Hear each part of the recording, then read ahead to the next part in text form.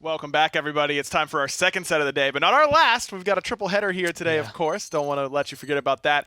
Aggro joined by Gormizer now on the desk. Gore, I want you to know that when I was introducing the casters the last set, it wasn't anything personal with you. It's like me and Dave have like a connection right now. Guy, though. Yeah, I mean, Dave is just like kind of the Wayne Gretzky of casting. So, I mean, there's nothing I can do. I have to introduce him that way. And I mean, no, that's true. All right, cool. Everything you said was a true statement. So I was hoping that you would stop me when I was wrong, and I haven't been wrong yet. Yeah, so you exactly. haven't stopped me. By the way, you guys should be getting this Battle Pass stuff at home. The Steelforge Battle Pass. You just got to get a little preview some of those great skins. Definitely something worth picking up. if Amani doesn't sell you because you always get a really cool dragon skin, Sure. and the Barrack doesn't sell you because that's first off, one of the first Barrack skins in forever. Sure. So that alone. Hop on.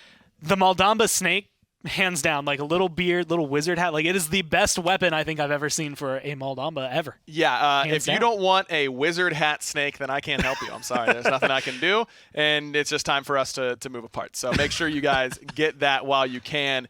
As I mentioned, today is a triple header. Team Envy going to go up against the Pittsburgh Knights right now. And then later on, we got Space Station Gaming going up against the Renegades. Then some big games tomorrow as well, Gore. Na'Vi NIP is going to be a fun one. It's got to be rough for Na'Vi to know that you're coming into today and you have a really, really big Game 7.7 fight, and tomorrow you might have to do the exact same thing. Like, it could end up being that's one of those sets. Could be a 4-0 for Na'Vi, could be a 4-0 for NIP, and it could go 7 games the entire way. Like, it's really up in the air. Yeah, I hope they're in the mood to play a lot of Paladins, basically, because there's a lot on their docket for sure, especially with how difficult their last match was. But let's move on to what we've got in front of us here, Gore. Envy, the defending world champions, is a team that didn't get off to a hot start, right? But have really started to put it together now. And looking at this guy right here, like Tulky, actually notably wearing Phoenix's little penguin onesie. And that's one of the things between like SSG, you could kind of see it at the very end, but specifically Envy and Na'Vi, there's a lot of friendship. And that's one of the things that was really interesting going into the World Championship. But Tulky is one of those players who, if you had to equate him to someone, you'd look at Lazy from the last set. He's going to play like that. He's going to play your Inars, he's going to play your Barracks, and he's going to look amazing every single time he brings them out.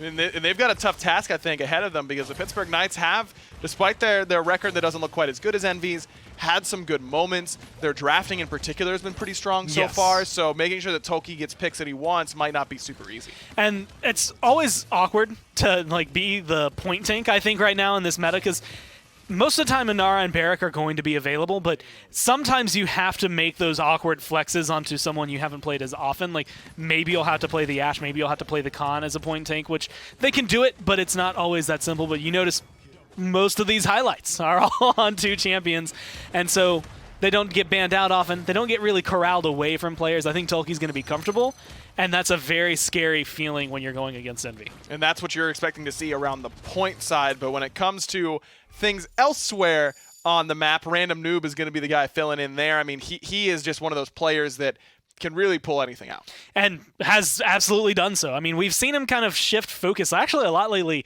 bringing in the Maeve, but he has played so many blasters at a high level. He obviously can bring in a Bomb King. He can play the Eevee. Bring out the Drogos. Bring out the Maeve. Like, once you get this rolling, and if he can find himself in the zone, everything's going to line up. But that's the big thing, is finding himself in the zone. There's been quite a few weeks, especially at the very beginning of the split, where it just didn't feel like anyone from Envy was hitting the same stride they did at the end of last year when they're on the world stage. Now they've kind of gotten back into it, but it definitely took them time to climb back up there. But hey, that's you want to hit your stride closer to mid-season and then the back end of the season more so than in the early parts, right? Absolutely. So can certainly work out for Team Envy and Random Noob. You expect him to take some of these blasters potentially, but as you mentioned, Maeve, I mean, that was a big point in the last set where Space Station was playing Maeve super well, so maybe we'll see a little bit more of that. I know Envy was out there watching in the main area. You see someone owning pretty hard on a character, and you're like, yeah, I think I could do that. You know, that seems good. And that's like a strategy that you kind of keep in mind, especially like when you get a 7-game set like that. Like, you get to see the essence of the team, so that's really maybe bad for SSG later since they have to play again. But like for Envy, that's like cool. We can do that. Like, we can put that one in the pocket and kind of keep ourselves rolling and keep going forward. Looking to keep going forward, indeed, trying to get that second seed if they can for the midseason invitational. But let's take a look and listen, rather, to what MetaPusher has to say right before their set against the Pittsburgh Knights. Thank you guys so much. Down here with Mr. Pusher for the match here today with the Knights. We had John Esports Weekly yesterday. Hey, do you guys mind doing a little interview here? Shh. We're talking about some big things here. Meta Pusher, the matchup with the Knights today. What are you expecting from these guys? You know, they can't qualify, they can't really move in the standings at this point. Is this a starving wolf backed in the corner? Is there anything you're worried about them bringing out today? Not really anything specific we're worried about them bringing out. I'm expecting, some standard stuff because I think they are backed into a corner, but they're also they really want to get a win. And I think the best way to do that is drafting normal, but they could go something crazy. We're ready for it if they bring it out. Right. I think historically you guys have been clean in these pressure situations, and situations that you should handle, you do handle. And a lot of that I attribute to the history of this squad and like where you guys have come from, right? That third place team, you and Navi both come from like those third place roots. You know how to lose, but that's kind of helped you in your journey to how to win. Are you comfortable at this point with where you're likely to be standing with a win here today? Yeah, absolutely. I mean, the way I see it is the top 6 teams, for us is honestly really not that important. We're just looking to keep, learning and keep improving even through this set that really doesn't matter that much. Are you guys looking to maybe have some fun with this set at all today? Maybe pick some weirder stuff, but at the end of the day, not wanting to show too much strategy going into the MSI? Yeah, I think we'll be drafting pretty standard today. I don't think there's any reason to show anything weird. Okay, man. Well, good luck in the games today. We're going to get this one back to the desk and get over in the Knights booth.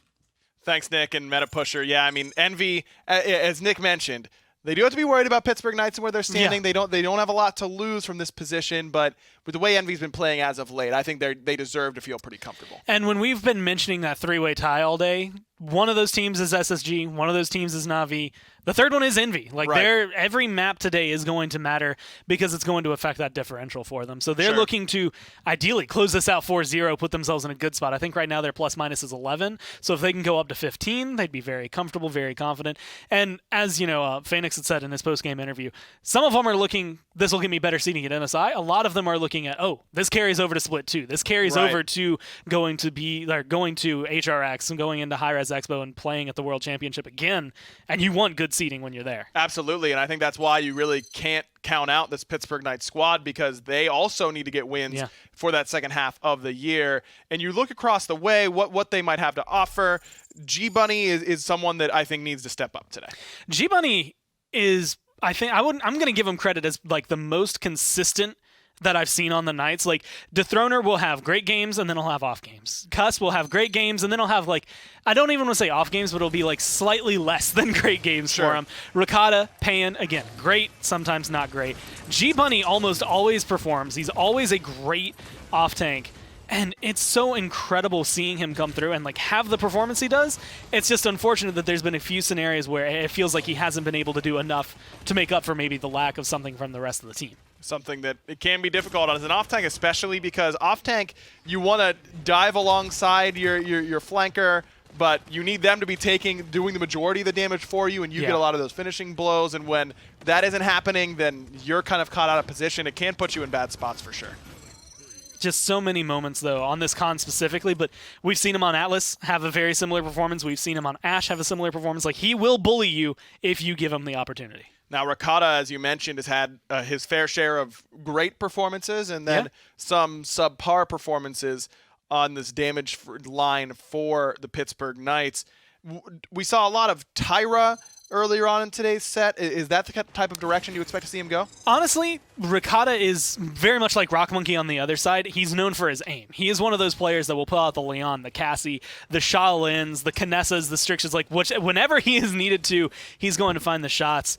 And the biggest thing, and the biggest challenge he's had to overcome hasn't necessarily been his performance, but it's been his performance while being the leader for the team. It's a very difficult thing to do when you're in a DPS position versus a support versus a frontline, which is what you normally see out of these teams. But the last couple weeks, at least the last week of play, they seem to kind of feel their stride. Ricotta specifically was feeling himself a little more okay, I can absolutely do this and perform well and make sure that the team as a whole excels. Sure. Today, I think, is going to hinge very heavily on how he does, not just in-game, but how his communication is. That's huge. I mean, and this is exactly what we're talking about when we say teams that want to get that experience and get wins while they can in the first phase, even though they can't make it to the midseason invitational. Getting Ricotta comfortable in that in-game leader role can be really, really big, but it's going to be tough for the Pittsburgh Knights for sure. Let's head over to their booth to see how they're feeling before their set against Envy. Thank you guys so much down here with Vapor in the Knights booth. Well, yeah, a big part of what I talked about with Envy and kind of setting up and framing this match is that you guys don't have much to lose or to gain here today. So what are you guys looking to get out of this match today? Just do the best that we can. I think we've had a pretty good week of scrims and stuff like that. We just want to finish out the season strong, even if it doesn't really mean too much. We still want to look good and still look, improve ourselves for the net split. So. And I think meaning much, I need to clarify for the MSI. Obviously, records matter throughout the year this year. So every win is a win at the end of the day, and it's a win that or a loss that could come back to haunt you at some point. Are you guys looking to swap things up with nothing to lose for the MSI asterisk? Oh yeah, definitely. We're gonna try some stuff out and stuff like that, and not really experiment too much, but since the records do carry over, we still want to try our best and maybe test some things out and see how see how things go. Spirits seem pretty high in here, I think, overall. You guys seem like you're in pretty good spirits, pretty good mindset going into that. When you would love to be at the MSI, but when you get to that point where it's no longer mathematically possible to qualify, does that in some sense lift a little bit of a weight off the shoulders? Yeah, it does for the most part. I think we're more comfortable, and the nerves aren't really there as they usually are. But we're always like a pretty high-spirited team. We're always going to come into matches, very excited. That's how we work at our best. So yeah, that's what our goal is. Beautiful, man. Well, good luck in the match today. Thank you so much for talking to me, and we're going to get it back up to the desk and get this one started. Thanks, Nick. And Vapor, I mean, you heard it there. They're feeling still okay. I like his tone that he's going in there with, that he understands the situation that they're in, but is still looking forward to what their end goal is. And honestly, after everyone I've talked to on the nights, it's very much the same thing. They recognize, we're 7th place. We know that we're 7th place. It's just whether or not they can pick up as time goes on, right? And they've been doing that. They've actually gotten much better, I would say, now since week 1, but it hasn't been enough to topple these teams like Envy. If they can do so today, every win they get today, any win they get today, is monumental for them. Sure, absolutely. I mean, you got to really put that in the back pocket to beat the defending world champions as well, going in and really needing a win if they want to get to the top end of the standings. Be pretty impressive stuff from the Pittsburgh Knights, but they've got an uphill battle as we will start on Timber Mill. Yeah, I want to know what Envy was smoking coming into today. What do you do that you think, man, you know what? Timber Mill map 1, baby. Let's just jump into it. Hey, man, they're feeling comfortable, that's for sure, one way or the other, as Khan does go through and Envy going to lock that in right away. Feeling confident about this Timber Mill selection. As Knights going to go right back with an Ash of their own and a Strix right away. The snipers always seem to come out on Timber Mill. And I actually think that's part of why we see that EV ban. It's going to be very big. Specifically, Pan has blown people out of the water with really, really good EV play. The same thing can be said for Random Noob. But when you are looking more at Ricotta and Rock Monkey, both of these teams don't want the other one to have an EV. Envy just saying, you know what, we're going to make sure you don't have it. Maybe they can flex around again onto that Mave like they have in the past, grab themselves a Kinessa, and then they have more pressure on Strix than Strix has on them. Yeah, it's a good idea, because if Knights just go Ash and Eevee in that spot, then Envy gets their choice of Sniper, but the Sniper still gets countered at the end of the day, and they're still right? getting bullied. So that's not exactly what you want. You don't necessarily want to first pick Eevee either, I suppose. So Envy have a couple choices now. You mentioned the Kinessa to try and match that long-range damage of the Strix. But Envy might be looking at the Cassie for now instead. They've also been considering this Pip. Yeah, that's actually one of those things. I'm wondering if they lock it in, because when you hover Pip, no matter when you hover Pip, it kind of gives away, oh, you're thinking of Pip? Right. If you hover a Cassie, anybody thinks about Cassie any day, anytime. Pip is something that will come through, I would equate maybe towards Buck on this map. He can kind of hop around from the high ground, but a lot of his control isn't necessarily going to be pressuring out Strix. It's really going to be pressuring out this Ash and this Bear. Well, now Barrack and Mave for the Knights. They've got a good point tank. They've got a great flank in Mave. Envy still thinking about that Kinessa, but can Pip really match that backline dive that Mave will provide? I don't think it's going to be nearly the same. Mave is going to have mobility to jump from roof to roof to roof and be able to get towards this Kinessa if they lock it in. Pip can get to the back, maybe get to the teleporter and go up, but it's going to be a little bit longer route. And I think he might be a little easier to deal with. He does still have, if you watched the update show yesterday, the full Moxie, 50% healing when they're running that card to make sure he gets that healing, or that extra healing on top of it, so that he's going to take almost any 1v1 he puts himself in, but one good headshot from Strix could seal the deal. Seriously. And Envy's got this double healer, double tank composition going on right now. Pip not necessarily the dedicated healer, but you'll notice that they've got some extra healing going on the other side. And Knights might be matching that with a Genos, which is not really that healing output that you want out of your support necessarily. It's more there for the damage amp. And this honestly kind of feels like the same thing I've been saying about the Knights for week, where it's like they get an excellent draft. It looks good I to just me. have no clue if they're going to be able to play it at that same level, and I think that's going to be the challenge. This is a draft in my mind that should win this game. I just need to know if they can do it. The Knights looking to take game 1 here on Timber Mill. Let's throw it over to the casters. We've got Nick, Pretty Hair Keo, and the Sunbreaker, Dave Olson. That's me, the Sunbreaker. That's Nick. He's Pretty Hair. And we got set number 2, fresh off a game 7 in set number 1. Now I have Envy. We have Knights. Of course, this one's important because if Envy win it, things get interesting in that race for the 2 seed up towards the top. Do you agree with what they were saying on the desk where maybe the Knights draft is a little bit better, but Envy as players maybe are a little bit better? Yeah, I don't know if I would say better. Obviously, pros and cons in almost all situations. Knights go for the early sniper pick, which is always interesting when both are open. You know, picking around these, it's the whole food chain is around the snipers on Timbermill, which is, it's fun. It's a different flavor. Everyone's got their opinions on Timbermill, but if nothing else, I love to watch it just because it is a very, very different feeling draft where some of these front lines just don't really have the same weight that they do in every other map. So it's cool to see the differences. Cat Burglar is going to be the way Maeve goes. That's sort of been the norm that we've seen with Street Justice falling a little bit out of favor, or maybe Cat Burglar falling a little bit more in favor here. But what a world we live in where Envy take us to Timber Mill for map number 1. I guess they're feeling comfortable here. The last time, I think, was the quad DPS they played against on the side of NIP, and this is what you look for this game, the Strix Kinessa, the long-range battle, pocket healing in the back, of course, from Cuss Cutie on the side of the Pittsburgh Knights. Early point percentage, though, that's going the way of Envy. So fun. I mean, Rock Monkey versus Rukata, 2 of the best aim in the game. It's all about that peak war, right? They're literally playing each other right now. And this is what happens. Rukata gets the peak. He gets the hit. So now he's the one who can transition on the front lines and poke them out and things like that. And the early trades going the way of Rukata here. Still 72%. Envy have garnered themselves quite a bit of presence now on the point. Very low health bars for the Throner. He has to back out, get a little bit of healing here. Random Noob playing the pit this time around. First blood, 1:45 in. That goes to Rubu. G-Bunny, that's a big point presence. That's now gone. Ash is gone to Throner, needs to stay alive. Up in the air. Goes to Nara. No kills just yet, though. Rubu, 2 for 2 on kills. Now Pan is gone. Envy firmly in control. Overtime ticking away. Rukata has to stay out to do damage, but he can't because Rock Monkey, he plugs away. Rock Monkey wins the first duel of the snipers up in the high ground, makes it 2, and Envy they're pushing for point number 2. Both these guys, you know, Rukata and Rock Monkey, are so good at the traditional vanilla sniper fight on Timbermill when they're dancing around the boxes, jumping up over the fence, things like that. It really takes a rotation, somebody moving somewhere else. Rock does that, starts to get some kills, makes a different, wackier rotation in that finally ends that fight. And if you could even call it really much of a fight, the Knights were basically being cleaned up at that point. But it takes that.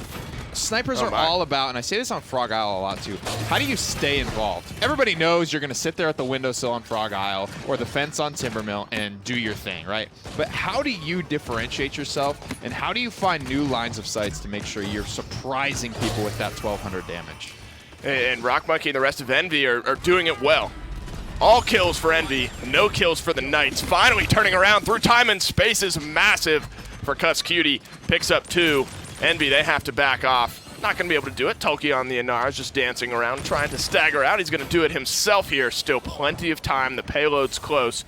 Through time and space. Massive for Cuss Cutie. Basically wins that one for the rest of the Knights. And those were the first kills this entire game for the Knights. Envy not only won the point fight cleanly, but was winning the ensuing fights afterwards.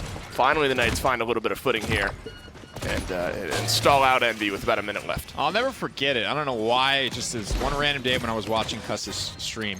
All day on all different kinds of supports, he was basically counter-ulting, pip ulting very, very well. So this is something Cuss Cutie is very well practiced in. Whether it's a Domba ult, whether it's a Genos time and space, it's something that he knows how to handle. Payan gets a good dive on a Rock Monkey, a clear line of sight. That's an easy kill for him. That's the matchup to look at. On the opposite side, you have to be able to make Rock Monkey. Not only are they going to be going toe-to-toe, the two snipers, but the flanks as well need to get in, whether it's Random Noob, whether it's Pan on the side of the Knights. They have to make these snipers uncomfortable as well, execute some from the side. Rubu's been playing pretty lights out on this con up to this point, opened up the point fight win, could open up the payload push, gets the pull in, just dancing down the water wheel goes Rakata. The Knights, they only have 3. They're getting decimated here. Envy are pushing through. The shield is going to buy some time for Ash on the backside. Rock Monkey, though, he's in a perfect position for cover. Doesn't need it. Envy, they're up 2-0. I mean, they pop ults. At the end of the day, they start removing people from the map. There's nothing really much that the Knights could have done to slow that down or stop that. And so seldom have I seen that overpower. I was wondering if Rakata was literally just going to land on that water wheel and just be like, well, I'm on an island now. Thank God I'm a sniper. He was kind of like skipping down it. I was wondering if he would maybe stay. That time and space was juicy. And now that I think about it, Cuss is one of the juicier time and spaces in history on this map in particular. He was getting hyper beamed off right where Rakata just got thrown off, but before he got all the way off the map, he time and space the Torvald, killed the Torvald, and then just Stellar Wind swag floated his way back onto the map, and I was just like, God damn, how does one man have that much sauce? Listen, you look good, you play good, you feel good. That was a good through time and space set up the Knights that time around, but the onslaught, I should say, from Envy, just a little bit too much. They did use all of their ultimates. Evil Mojo is ready, though.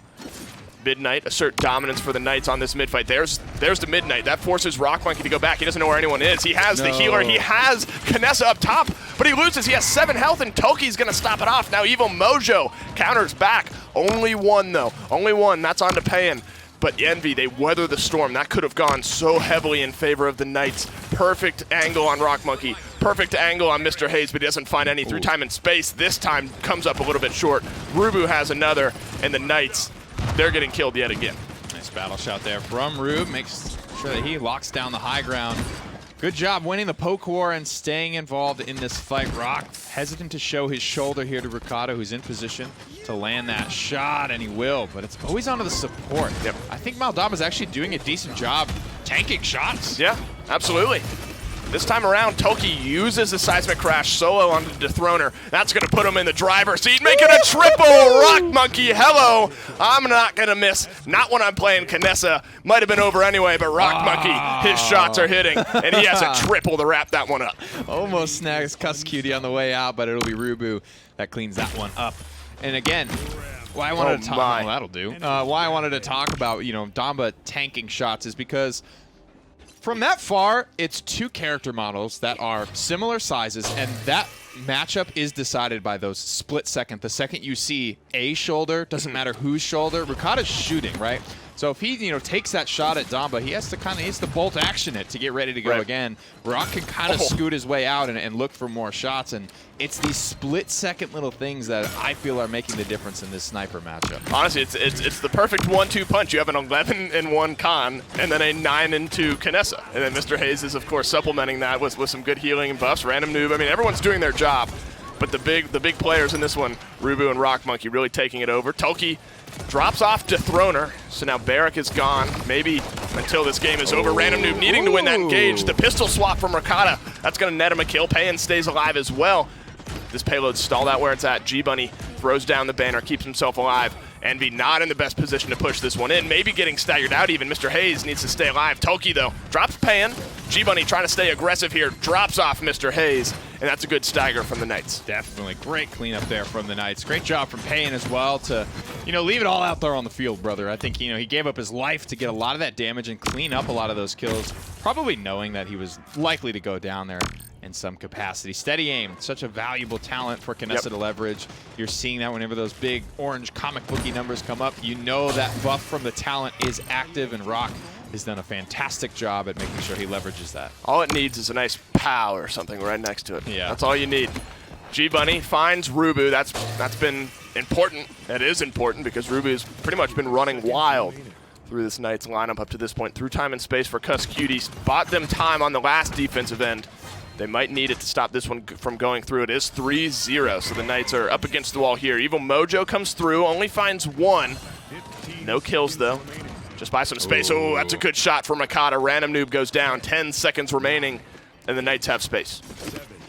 So I'm saying, man, both these sniper players are just very good. They're very well versed in the characters. Unfortunately, Khan is there to protect Rock Monkey from the alleged dive. Ooh. Eventually, we'll get that kill. The Knights do get what they came for in that defense, but that's just their first point up on the board. 3-1 is still the scoreline. Envy have really done a good job at basically commanding Timber Mill in the past couple of weeks. Nobody's really pulled out like a wacky map to be like, this is ours now. Like, Timber Mill has just never really been in that conversation. As we see Rock Monkey clean up a couple of good ones here, you're starting to see a rhythm for Team Envy and Timber Mill. That's what, that right there, that little engage, that snapshot from Kinessa is what's so potent, as you say, with steady aim. You hit the headshot, I mean, there's no charge up time really with that final shot immediately followed up with that backup damage, and that allows Rock Monkey to win that engagement. 10-4, 11-4 for Rubu again. I mean, the rest of Envy seem to be doing their job just fine. But Rubu's controlling that front line, and Rock Monkey's really controlling that back line as well. Plugs away a shot at Rakata. That's an early trade that allows him to position himself better. Can we switch to Rakata and look at his loadout real quick? I want to see if he has this damage reduction card, Bruce. Yeah, I was going to say, man, I was like, I really thought that amount of charge would have cleaned it up, but the 24% damage reduction just for hard scoping in saved his life, and that's what he does there. He hard scopes in just to literally leave that line of sight and to live. I mean, it's just top to bottom a smart play. He knows that he needs to stay in the scope in order to stay alive there, and it works out. The Knights with the fast cap, 4% per tick now. In the mid-fight, do have 78%. Going back and forth, Rakata nearly goes down through time and space, misses, but Payan and Rubu, they're each trading out with one. Dethroner nets a kill for himself in this fight as well. Rubu needs to stay alive, but the assert dominance, that's allowing G-Bunny to stay alive. On the opposite side, Rakata coming up huge from the high ground. And Pittsburgh Knights, they win their first mid-fight and their second point overall. Such a hair-splitting matchup in the snipers, and Rakata just does a good job. He's running maximum health. He's running a lot of damage reduction. So he ends up being actually pretty damn tanky, and that's why you're seeing these big full damage, sometimes bonus damage shots are just not enough. They normally would be for most other, 22, 2300 health characters, but that damage reduction just pushes Rakata over the edge, and frankly, I think that's a decent size reason as to why they win that fight. Well, the early matchup of the snipers went the way of Rock Monkey, but what have you done for me lately? It's Rakata who's coming up big in these fights. 6 streak now for him, 8 streak for Cuss Cutie on the Genos as well. G-Bunny is staying aggressive in these fights. The assert dominance was good last time around. Rubu had some crucial overpowers to start this game off as well. Just hasn't found the same impact. This is going to be a good defensive fight from Team Envy. And the Knights, they still have a minute and a half left to maybe get this one pushed in, but Envy's defense, it's looking firm. Absolutely. 120 left on the clock here. And we'll see if this carries on this way, because this is so far what you call one of those comeback mechanic offenses. That, you get a good win, a true win, a solid win. You didn't break any rules. You went out there and you got it done. But the comeback mechanic does a lot of the heavy lifting for you at the end of the day. You only needed to win that one fight. And if PK end up not getting much of the progress in this push off, then that's where you start to attribute. They got this one because of the comeback mechanic. Envy are still overall in control of Timber Mill. Well, they have these moments of, I wouldn't say brilliance, that's a bit of an overstatement, but these moments of just true control in this game where Envy just gets swept and the Knights are just looking so comfortable. But then it happens on the opposite side. Envy look in control. They look comfortable and things start to go their way. Cuss Cutie drops Rubu again. He's found these opening kills, and that wasn't even through time and space, just the good old help of the rest of the team. 2 now for the healer in this one. Payload finally starting to move forward with 25 seconds left. Rock Monkey controlling the high ground on that opposite side. Rakata getting himself back into position, though. He knows where Mr. Hayes is. He knows where Rock Monkey is. They have to play carefully here, because one wrong step, this thing could start spilling in the wrong direction. Rock Monkey very aware they're going to trade shots. Ready on ultimates. All 10 are available and ready to go. Flashbang will be the first one to crest the hill. G-Bunny gets the first kill, so PK are in a good spot going into the offense. Yeah, Envy, they were all in control, but not anymore. The Knights, they're starting to fight. Beautiful heal, beautiful return damage onto Rakata. Goes Random Noob, firing away at Payan right now. The mobility of this Maeve is making it hard to win this engagement. He has Evil Mojo. He wants to win it without. The Throner has to stay alive, but he has too much damage behind him. Rock Monkey with the double, seals it up. And Envy, they stall on the defense. No points gained there. Pittsburgh Knights could tie it up with a point fight win. Envy could win it with a point fight win here. Only the flashbang spent. That's not a big deal. I think Pittsburgh Knights are totally cool with that, especially with how far from everyone else Rukata has to play on these point fights. Flashbang is meh at best. Like, only if he gets dove by somebody, but there's nobody really to dive him. Random Noob has not played overly flanky this game. Yep. He's really stayed within arm's reach of his front lines to provide that kind of supplemental healing, and also to leverage, of course, Moxie on himself when he needs it at most. That's what just won him that matchup there with Rukata. Rukata probably would have gunned him down with the pistol, but the healing was just enough. Will it be enough after the nerf to Moxie? We'll have to see.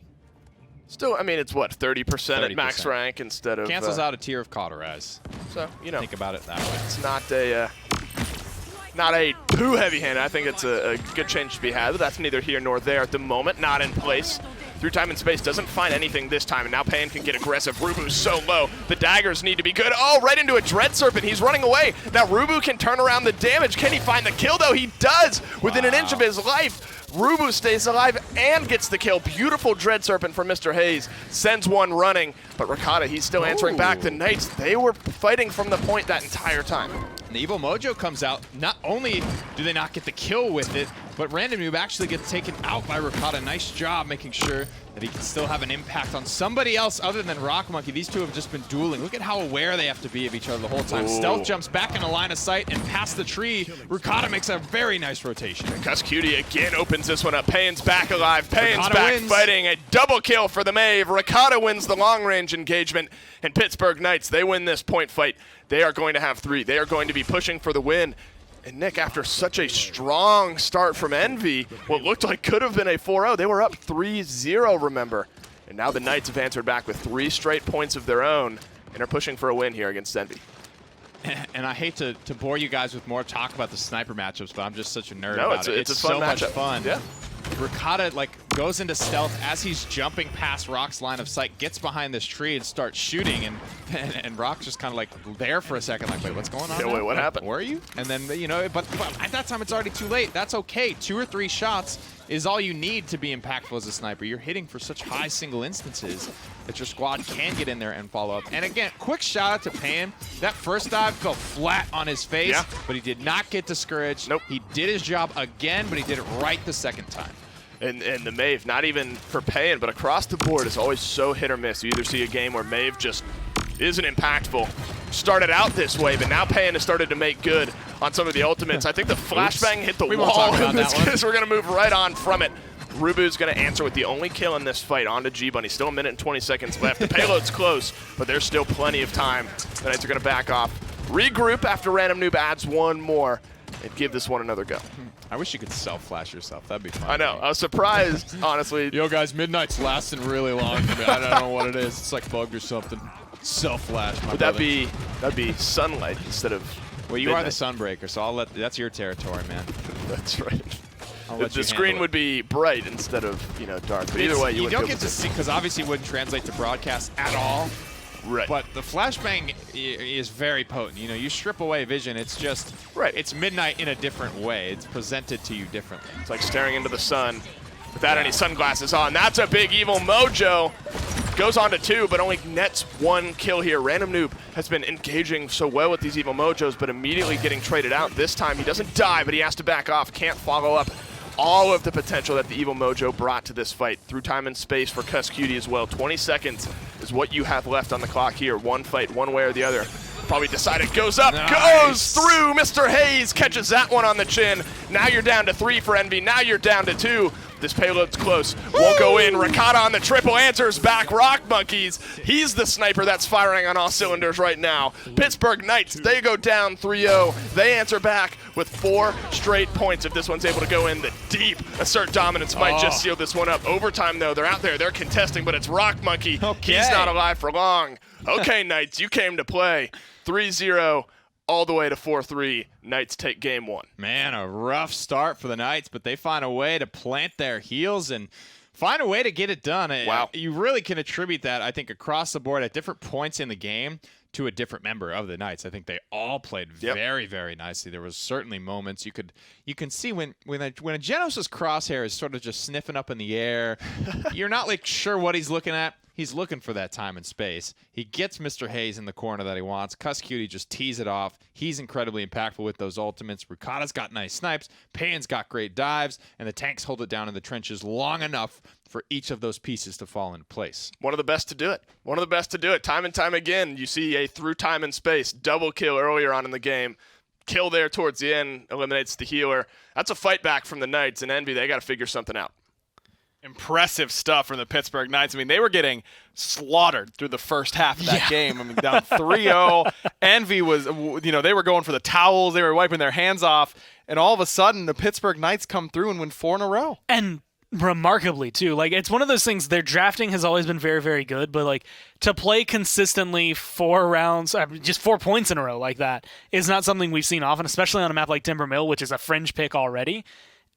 And not after a 3-0, like what we saw that Envy have. Like, they were so in control that it still is kind of flooring me that they didn't close that game out. Even if it goes, like, when it goes 3-1, okay, it should be a 4-1. Mm-hmm. Then it's 3-2, and it's like, okay, it's going to be a 4-2. Then it's 3-3, and you're like, what, guys? Yeah, hello. Are you there?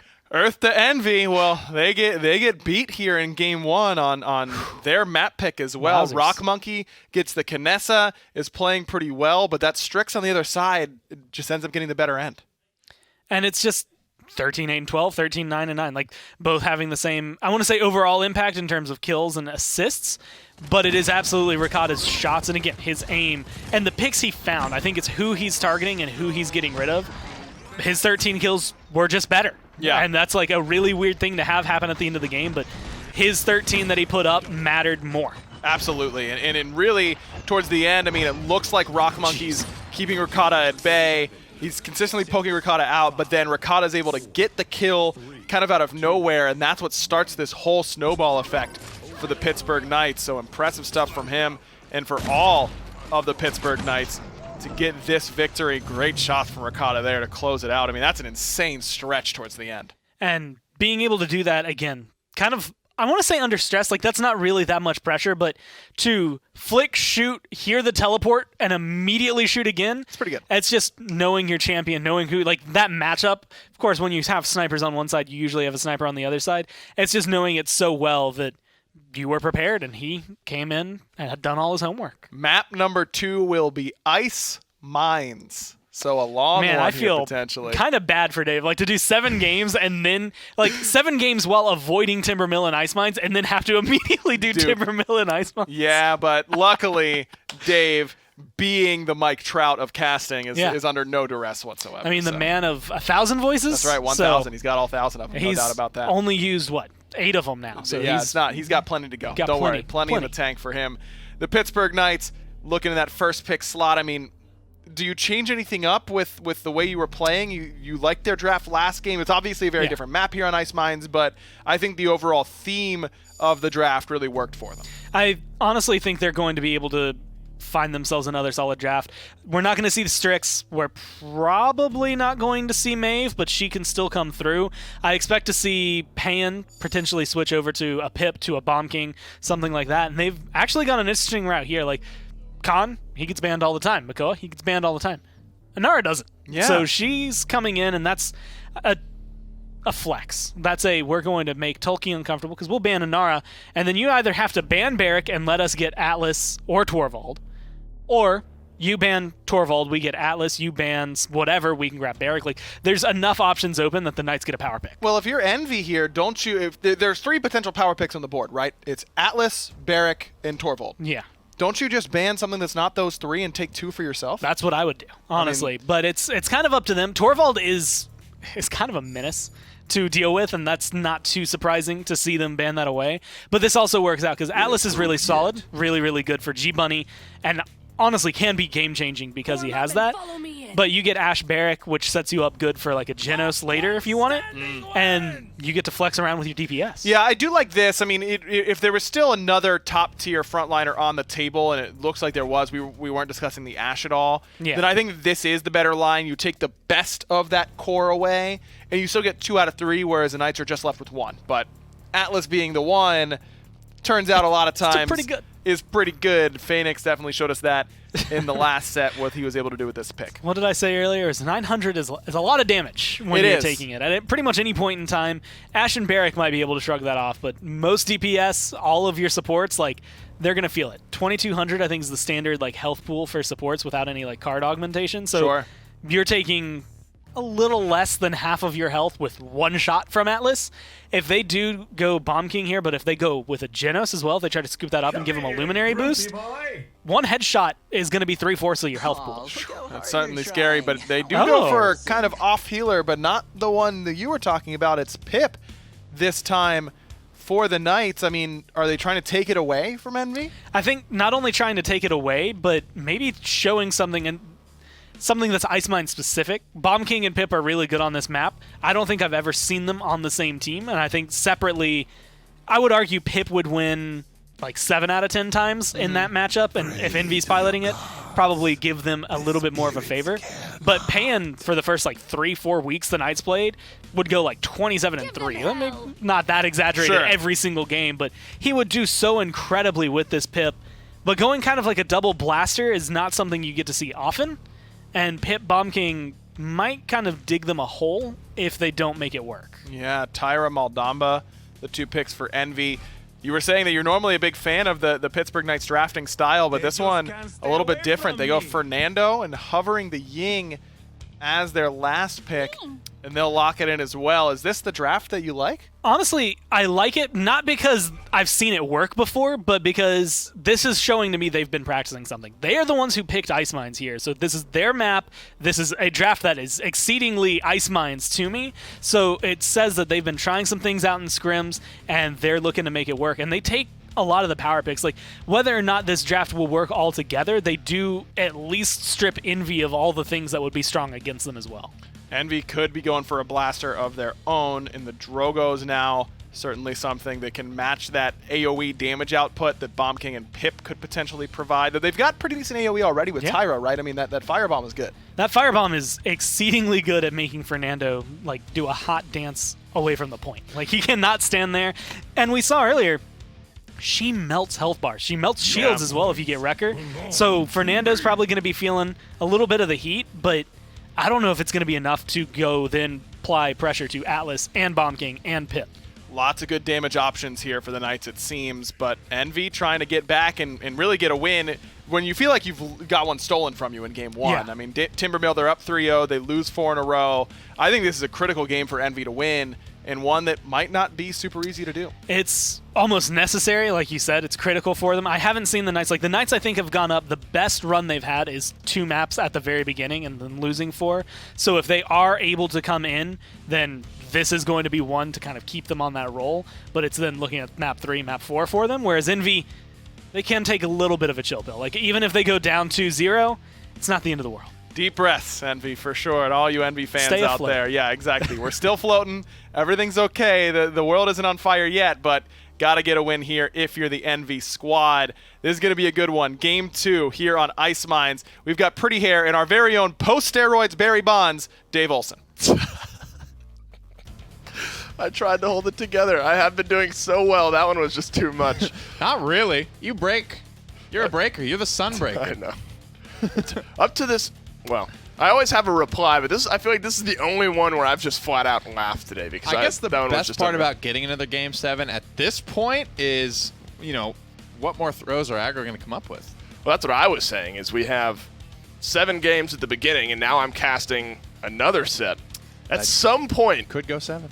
at some point, the names run out. It could go 7 though. This is a pretty big indicator, I think, because obviously Envy had a game plan going into Timber Mill. Yeah. And it worked until it didn't for 4 straight points, and the Knights steal that one away. And now we're looking at Ice Mines, double blasters. This is obviously something that the Knights have prepared for. This is a big answer back, though, I think, for Envy. Both these maps are kind of on the polar opposite ends of the spectrum, right? So in these polarized type of maps, you are more likely to have those big, heavy swinging victories one way or the other. I don't know which way it's going to go. I wish I could read the future of.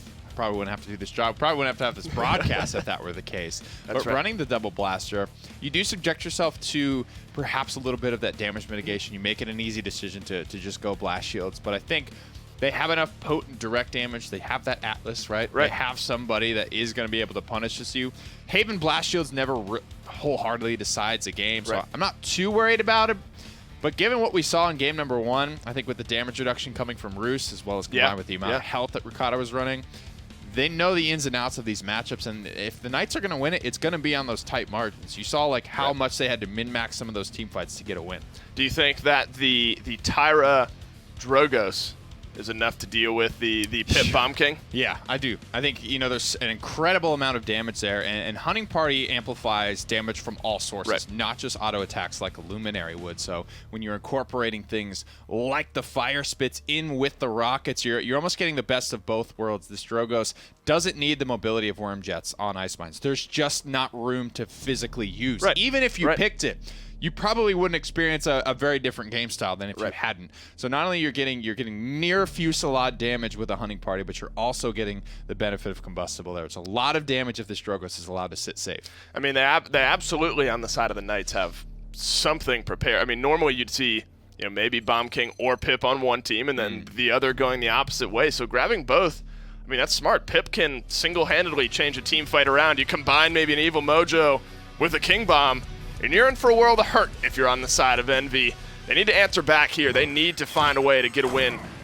Dethroner and the rest of the boys on the Pittsburgh Knights are going to try to stop that one from happening. G-Bunny, notably, you give him Atlas, you're probably also going to have a bad time on the opposite side. It's going to be tough, I think, for Rubu to kind of counteract what G-Bunny brings, whether it's on the Ashe, whether it's on Atlas or Khan. G-Bunny always finds a way to play that aggressive off-tank so well. One thing I'm worried about is a lot of the Knights engage and team fight is crowd control oriented. Yeah, true. Evil Mojo, King Bomb, Exile. Later in the game, if they don't win this one quick, they're going to be subject to resilience, and that's going to hurt them bad. It's absolutely true. It's something you have to take in mind. I'm sure that Envy will notice that, pull it through. The combustible not just enough, excuse me, to burn away the entire health bar of Dethroner, but does force him back, and now Envy are able to move forward. Toki on the Baron putting himself on there. That's an absurd amount of damage onto Payan and Ricotta as well, excuse me. Random Noob finding the first kill from around the corner. Payan ticks away. That's combustible Drogos. That's why you pick him, and that's why he's strong here on Ice Mines. One kill, and the rest of the Knights have to back off. Paulie P gets it done around the corner, baby. And every time he hits one of these Ying clones, too, let's bring up this loadout real quick just to talk about this card, Masterful. This procs off of Ying clones. Fire Spit's cooldown is going to be hard to reset if Paulie can find these big connections in the backline. Payan gets aggressive here. Dragon Punch comes through. Is he going to use it on the Pip? It looks like he's trying to. Payan trying to reverse out the damage, but unfortunately you can't reverse out the Dragon Punch. Payan has not been able to flex those muscles at all yet in this game. It's all been Envy. 21% is all they have with overtime ticking away. Toki has to stay alive, but he's not going to do it. Dethroner answers back so well, but the Dread Serpent dispels a little bit of the aggression coming from the Knights. Dethroner and G-Bunny, though, they're staying alive. They're staying alive through the rest of this fight. They're able to win on the end of it. The Assert Dominance comes through. Down it goes from Rubu. Stuns up a couple, but Payan's back. He has the full health bar, and nobody else from Envy's around. The Knights, they're back on the point, but here comes the King Bomb. Oh, the Exile, though, it's just lasting a little bit too long, though. Turnaround, I love it. Not quite on a dime, but he still manages to find a home. Rucotta's Bomb King, a statement I never thought I would get to make. Makes a nice little play there in the back line. He timed it perfectly, honestly. The Exiles were there. He knew that he could overextend just a little bit, and then the moment they time out, he blows it up and ends up finding the kill. What was a beautiful start for Envy. Random Noob hitting these Fire Spits just time and time again. The Knights are able to weather that storm. They're able to take this point, and now Envy, they're on the back foot again. Again, another big my fight. Can we just bring up the damage charts real quick? Usually when this happens, Drogos is out by a fatty margin and pretty good in terms of keeping up. Rock Monkey is not trying to be outdone here today. He hates it when his team's popping off, and he's not. That's his least favorite scenario, but already 4-1. Everybody else with the goose egg in the kill column. I mean, look at the damage charts. You wouldn't think, looking at that the Knights would be the ones on top, but they've found enough damage to kill off Envy 1 or 2 times each, whereas the rest of the poke has been going the way of Team Envy. But they've been able to heal up through it, and the Knights are able to win point number 1 with honestly just one team fight, and that's where all their damage came from. There's the Evil Mojo up onto the high ground. Payan does not. Yes, he does end up finding the kill onto Rock Monkey. He's now staying aggressive. Answered back very well from Mr. Hayes. Just going to go a little bit back and forth here, but what's important is that Envy, they're buying some time. Yeah, certainly. And another big fire spit here. There's going to be a lot of those today. Chat. There's a lot of Ying clones to hit, stuff like that. All stuff that works, stuff that's going to count. And that matters, too. When you kill a Ying clone, that's part of their sustain for the Pittsburgh Knights. That's true. One thing that, gives me even more confidence that this is going to be a good game is that the Knights' composition is built on hard crowd control and sustain. Pip and Ying, great healing throughput. Probably some of the highest in the business, and Cuss Cutie is putting that on display right now. But those are things that fall off later in the game. Again, just to reiterate, the Knights want to win this one quickly. They want to 4-2 this, 4-0 it if they can. Team Envy should, on paper, be losing this early. If this is going to be a competitive set, Team Envy should be losing the early rounds. And that rings pretty true, I would say. The Knights are on the point first. Defense on Ice Mines, you could say, is a little bit more an advantage than the people trying to push the payload. A little bit of a flank from Payan around the backside, but Random Noob, he sees that one coming from a mile away. 5 seconds left. This is all going to happen in overtime if you're on the side of the Knights. The fire spit's just ticking away time and time again. Toki and G-Bunny. Payan, though, with a couple kills in the back line, he starts off this fight for the Knights. Rakata staying aggressive. Again, still overtime. They have to not step off of this payload even for a moment. Because the longer this goes on, the faster that overtime bar will tick away if they step away from it. So Envy still in an okay spot. They have their ultimates. They would like to win it without, but they need to find some kills first. One of the fun parts about Ice Mines is these deep overtime pushes. A Dragon Punch that takes a point tanker, anybody contesting. You have to be ready at the drop of a hat to move, to contest, for somebody else to get in there. King Bomb, damage reduction's good though. Rubu takes it on the chin and puts it right back. The King Bomb bought nothing but death this time around for Rakata, so now it's an Envy advantage. Dethroner has to dash through. There's no healing for him. There's no life for him. Envy, they win the fight. A bit of a mistimed King Bomb maybe, but what it is a point on the board for Envy. We'll have to look at their items when we come out of these replays, see if they're already getting those resiliences online, because that's what you've been pointing out is that's when things might just tilt even more so in favor of Envy. And this looks so good to start off. Fire spit after fire spit for Random Noob. The damage numbers are there, but the retake attempt from the Knights was just too good. They just have the sustain to be able to win this war. That's what it is at the end of the day. There's so much. And there it is. And you see the fire spit instantaneously off cooldown. One more. To see those follow up, to come through, to do big damage, but there is enough sustain there for the Knights. The biggest thing for Envy is that was a long enough round. Wow, look at this. I was going to say a long enough round for them to get their level 2 offensives online. You normally go to Cauterize 2 or Wrecker 2 or whatever your offensive of choice is before you divert into something else, most often resilience. They had enough to get both done, so it's really like Envy didn't even lose that round. It's like they're doing so much damage in such a long round that they've had enough credits to jump into that. 7-1-4 for Random Noob. The rest of Envy needs to come up big. That's a good exile to start things off here. Dread Serpent immediately into it. Down comes the banner. That's going to be Rubu trying to open things up and immediately answered back with by an Immortal. Envy having to hang out behind, but here comes the Dragon Punch. It comes through, but doesn't find anyone, and that puts him in an awkward position. Dethroner's going to take advantage. Now Random Noob, now he's 7-2. That 7-1 Dragon is not in this fight. Evil Mojo as well. That comes in. The Knights, they don't lose anyone. Envy, they lose 2. It's probably going to be 3. Tolki's able to take one down. Maybe with him, he's trying to drop Payan, but what matters is the Knights. They win this mid-fight. But these little staggers with Mr. Hayes just trying to deny whatever percentage he can. But Envy, they're back. Pittsburgh Knights are forward, and they have a chance to capture number 2. It's punching the Ying clone. We haven't brought it up yet, but there is the potential for that level of outplay to come through. Cuss could drop a Ying clone in front of a Dragon Punch. These corridors are tight. These little doorways are tight. If Cuss gets one in the middle, really squared up, there's not a lot of room for Random Noob, if any room, for him to work with to slide through, but Envy are down, not out. Toki, he drops almost immediately. The hunting party's buying good chunk damage, but here's overtime. They need to now win a 4v5 to get into it. The King Bomb could stop things off. Rakata, the last one wasn't good. This one doesn't find anyone either. Random Noob drops 1, but G-Bunny has 2, and that's all they need. Pittsburgh Knights, they weather the Envy onslaught, and they win point number 2. Let's take a look at the healing charts again, because I think that was such a crazy story, and still Cuskooty is nearly doubling. If you factor Big in whiff. Pip's Yep. healing, Yep. he is doubling. The amount of sustain is being doubled, and what's not being tracked here, Dave, is Atlas healing himself through a second Yep. chance. Is Fernando's formidable talent healing himself. There is so, and even hell, you could look at some of these Bomb King loadout cards. There's some self-sustain. I think you know, every time he detonates one of these sticky, King's Court's giving him 75 health back. Yep. You know, that's 500 health a clip. This is mattering. All of these things are coming into effect. There's so much damage coming out of Envy, but the Knights just get their gloves up and survive. That's all they need to do right now is survive. They trade out the last defense for a point of their own. It's now 2-1. They could make it 3. The Fire Spits haven't been hitting, but that Evil Mojo does. He adds a kill into their column. Dethroner and Rubu getting traded out. 2 aggressive frontliners are now gone. Crossfire as well comes through. Ripping away goes Rock Monkey, but no kills just as of yet. Helps Tulky drop 1. Helps Tulky drop 2. And the Knights, they're on the back foot on this defense. Still a minute and 15, though. Yeah, more kills in the feed for Red. Nice blink in for Cuss, and back out he goes. Can't quite get that final clone to blink to. He gets some damage in there, gets some of that ultimate recharged, and losing these team fights, you get to go back and spend and get some more items online. So we can pull those up now and take a look and see what the Knights have bought.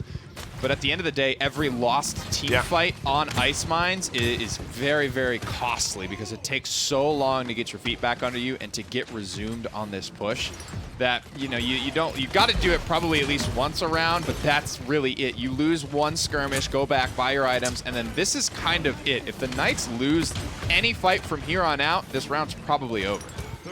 They have the damage charts would indicate that Envy were winning this one 2-1, you would think.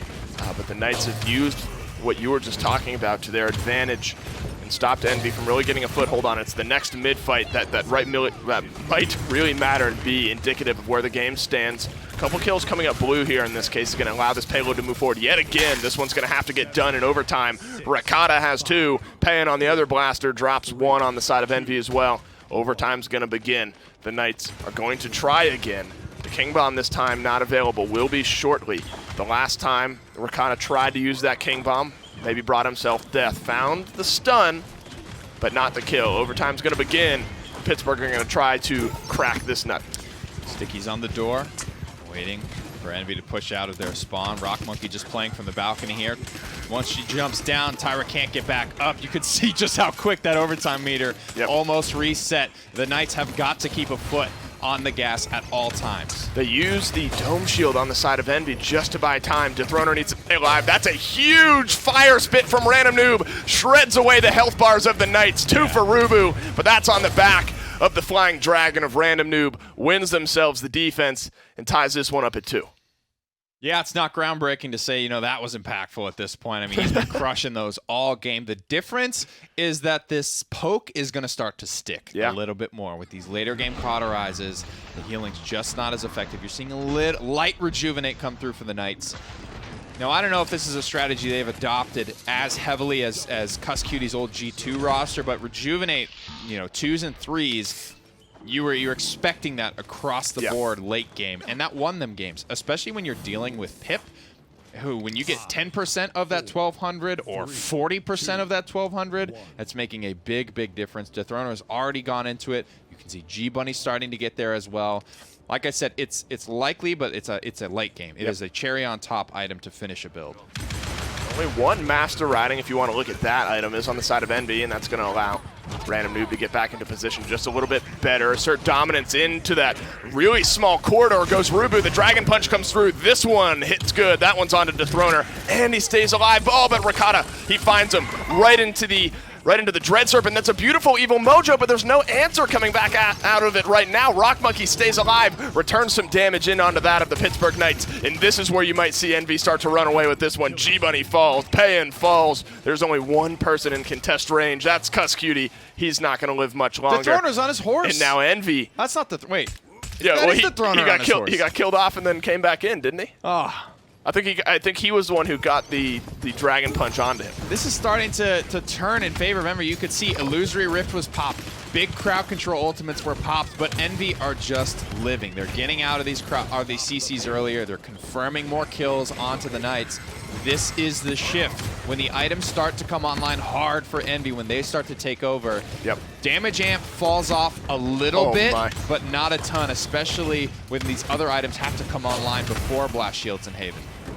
It's an important Dragon Punch as well. Rock Monkey having a bit of a tough game, but he's adding some supplementary damage where need be. A double kill here in this case.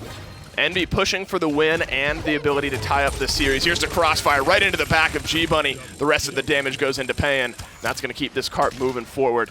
It's this next roundabout where things either stall out or keep on moving with the momentum of Envy.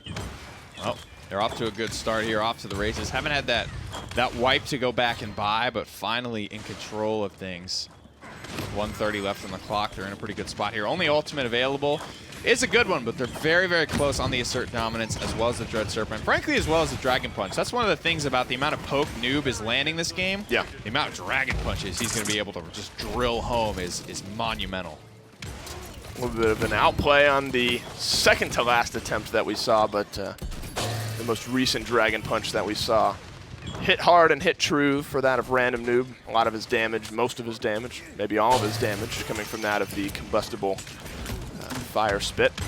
And this is that corner I was talking about where things maybe stall out. G-Bunny plugs away. That's a lot of damage in.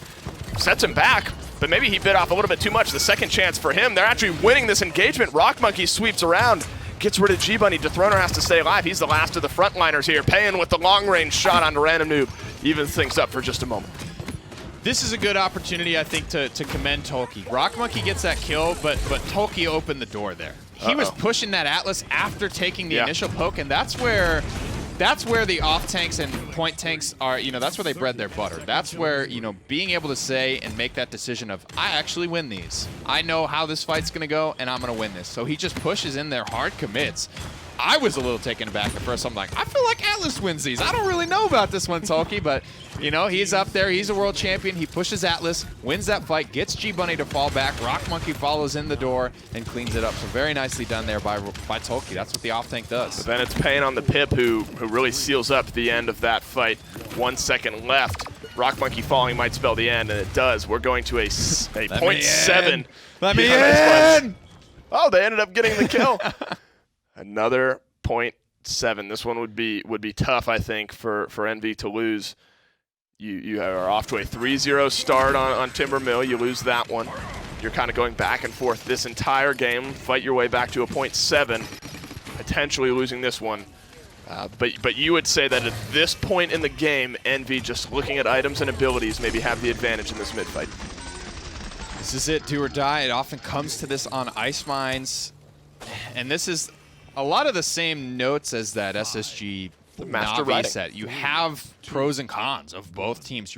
They're both good drafts. You just have to try and play to your strengths. Envy are rolling the dice here saying, we can survive long enough in this game for our comp to just become better in the later stages of the game. The Knights are saying, we can put this game away. Obviously, it's not a hard loss. They still got to play this round, but they were hoping to win this one, I think, quicker. Runner catches some early plug damage as well as Ricotta on the Bomb King has to back off. G-Bunny, that's going to be a good and effective wall, stopping a lot of this poke from Tolkien to come back through. Nice Dragon Punch hasn't come through just as of yet. That's what you have to look for. Is Random Noob going to use it aggressively? That's half of Payan's health. But now the Illusory Rift comes through as well as the Dread Serpent onto the high ground. The King Bomb doesn't find anything. But what Payan finds is a kill right now, and that's a 4v5 advantage. The Dragon Punch comes through, answers right back onto G-Bunny. Oh, but Ricotta with the good shots up in the air. Down goes Random Noob, but the crossfire from Rock Monkey's going to supplement a little bit of that missing damage now. Payan's off in the back line. He has a hunting the Hunter's Mark on him. Oh, the Firebomb nearly takes him away. The shots almost go in. He has to stay alive. The headshots, they buy Rock Monkey the kill, but the Knights, they have 66% on the point. That's huge for Rock Monkey, finally cleaning that one up. The Firebomb is picture perfect, pixel perfect if you want to get specific. Oh my. Big fireball, but the damage is just not quite going to be there. There's no ultimates even close to being up for the Knights, and Envy still have gas in the tank. The Assert Dominance could be game-changing. That's all that's left. He's going to use it right now just to buy himself some life. Dethroner, he has to wrap around and try to get a touch on here, but Rubu, he's bullying out the the high ground. He has the good advantage in this point, but now there's no ultimates. It's just going to come down to who does the damage. Burning away at Tulki. Goes to Throner. He has to back off around this corner. He's only at about half health. Who finds the first pick? That's the question. Payan forces Random Noob back. Rubu wins the engage with G-Bunny on the opposite side. The shots are good from Payan. It's a 1-for-1. It's a tank for a damage dealer, but Rock Monkey, he has his second crossfire of this fight, firing away. Cuss Cutie goes down. That's a double kill for the Tyra, but now he has to fight Dethroner. He has to fight Payan, and the Evil Mojo's back as well. Rock Monkey forced off. This one's coming down to it. It's only down to Mr. Hayes, the Dread Serpent, but the double kill comes up the way of Pip. In this fight, it goes the way of the Knights. Thank you, Miss Moxie. Pip bails himself out of two tough situations there, and the Knights take game 2. 2 up over the defending world champions. These guys are the 7th seed in the league at the moment, but they are playing like they came to get a W today. And that's tough. I think that shows everything. The faces of envy, a little bit of confusion.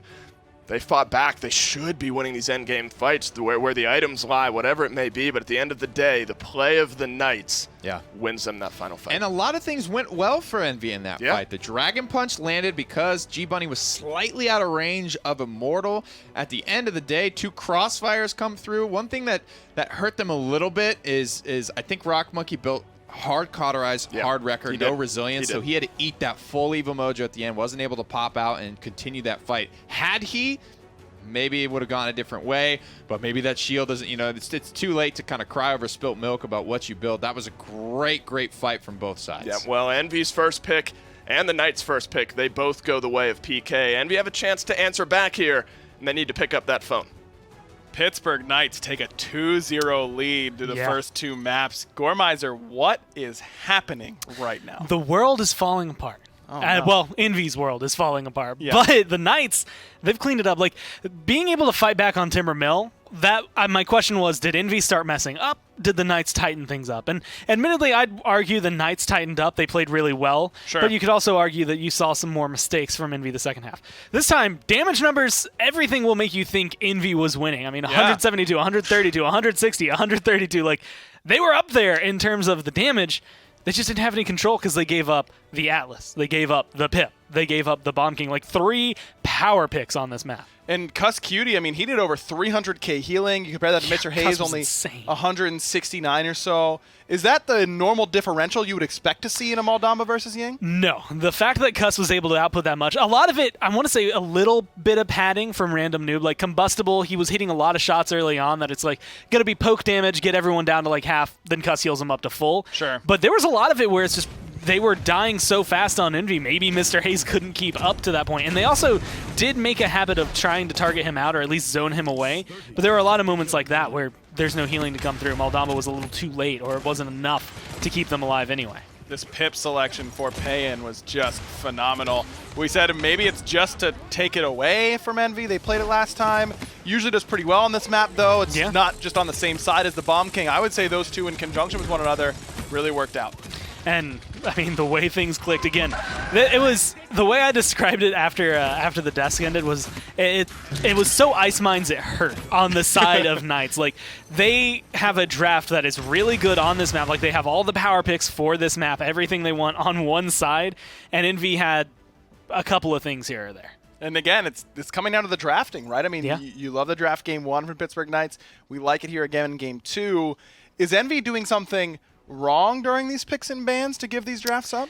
Honestly, I think it's not Envy doing anything wrong as much as it is the Knights kind of approaching things in a different light, being able to grab things they think are a little more important as fast as possible, right? Like, you don't typically expect a team to pick Bomb King Pip in their second phase. Like, when they're going 4th and 5th, those aren't, like, you get one. You go Bomb King Moldamba, you go Bomb King Ying, you go Bomb King in a support, or Bomb King in your other front line, but to grab both blasters at once, I think kind of threw them for a loop because, again, it just scooped 2 power picks all in one go. And now Envy's kind of left to pick up the pieces. I mean, we've seen a lot of their looks in the booth. They look visibly shaken from what's been happening, and that's not a good sign. And, I mean, it's good reason, but, yeah, not a good sign at all. I like that they're taking it to Bright Marsh. This is somewhere where, again, kind of gives you some semblance of control.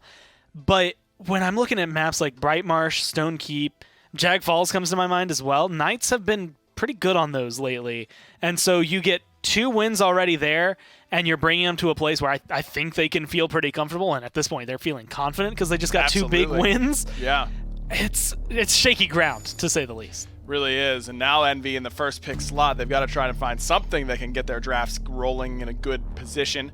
They're going to ban away the Torvald right away, as it has been pretty standard so far here today. What are some of the picks that you think the Pittsburgh Knights might prioritize? You were just mentioning that normally you don't pick Blaster back-to-back like they just did. Is there anything on Brightmarsh that usually you see one on the one side, one on the other, that maybe Knights can double up on? We might see some focus, maybe Eevee coming through, but Pip, I think, is going to play a big role once again. My biggest, actually, question really comes down to front lines, and Nara is really good on this map. She's pretty solid on Ice Mines as well. Knights banned her out just to kind of force, I want to say, the Barrack on the side of Envy, and I wonder if they want to play a similar game here, or if they are going to, again, play in that area, because front lines, they're the reason they go so high up. They control a lot of the game. They control the pace of the game for your team. And Envy, Rubu is huge if he gets big. The same thing goes for G-Bunny. So those are like the champions where I'm keeping my eyes on. Man, no Con bans this time. No Atlas bans so far. Knights will have one more before Envy gets their first pick. Think it could be Atlas here. You could also go with something like an Ashe or Barrack ban, I suppose. Yeah. And try and get them off and you give it up, the Atlas, but then get a couple on the back end. They will keep the premier pick away from Envy, and you imagine this is going to be one of those point tanks or a flex tank, and that's what this Con is going to be. And Con being available, like with Tyra being banned out, you have more flexibility. Typically, like that's if you're going to have 4 bans, I think out of this entire split that have been the most standard, it's Makoa, Torvald, Atlas, Con. This leaves open Ashe for one, but you also still have the Barrack, you still have your Inara if you want to go her, but they can still flex around. They could grab themselves the Pip, since Pan did really, really well with it last game. They can grab themselves a Cassie because she's always going to work on this map. Yeah, Cassie's just getting picked all the time, basically no matter what. So now Envy, they can go with another point selection potentially. No, they're going to go with the Eevee right away. You were mentioning this might be a pick for them, and they get Eevee and Barrack as a point tank. These two in conjunction with one another. I mean, Con Eevee is a lot of mobility that you have to keep in mind, and a lot of damage. Yeah, and a lot of control as well. Like Eevee, you don't typically think of, like, her abilities don't scream control, but her playstyle kind of brings you into an area where you are controlled into it. And it would, I've been using the word corral a lot today, but it would bring you really in to corral you for Con, and then Con can just pick of the litter. Everybody's kind of in one spot. Or you're distracted. You're looking for an Eevee when you should be looking at the point. That's one of the biggest things I think she can bring. But now when you're down 2 games, like the question in mind comes as to how well is Random Noob going to keep that performance up when they're in the mindset they seem to be right now.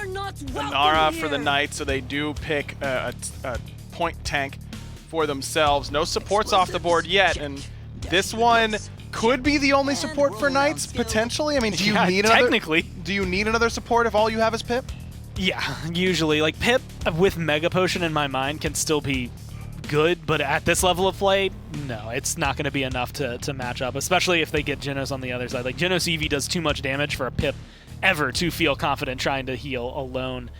It is one of those interesting scenarios, though. Like, this is nothing we've seen in a while, and going out on this limb is, like, it's a shaky branch. You don't really want to put your foot down on it, but, like, Pip and Grok, like, if you do half healing, can work in tandem and actually can both be good on this map. It's not something you typically see. I would honestly wager probably Maldamba last pick. Maldamba certainly on the table. Where's my girl Saris at? Is she? We never see actually her. Pip, or I'm not Pip.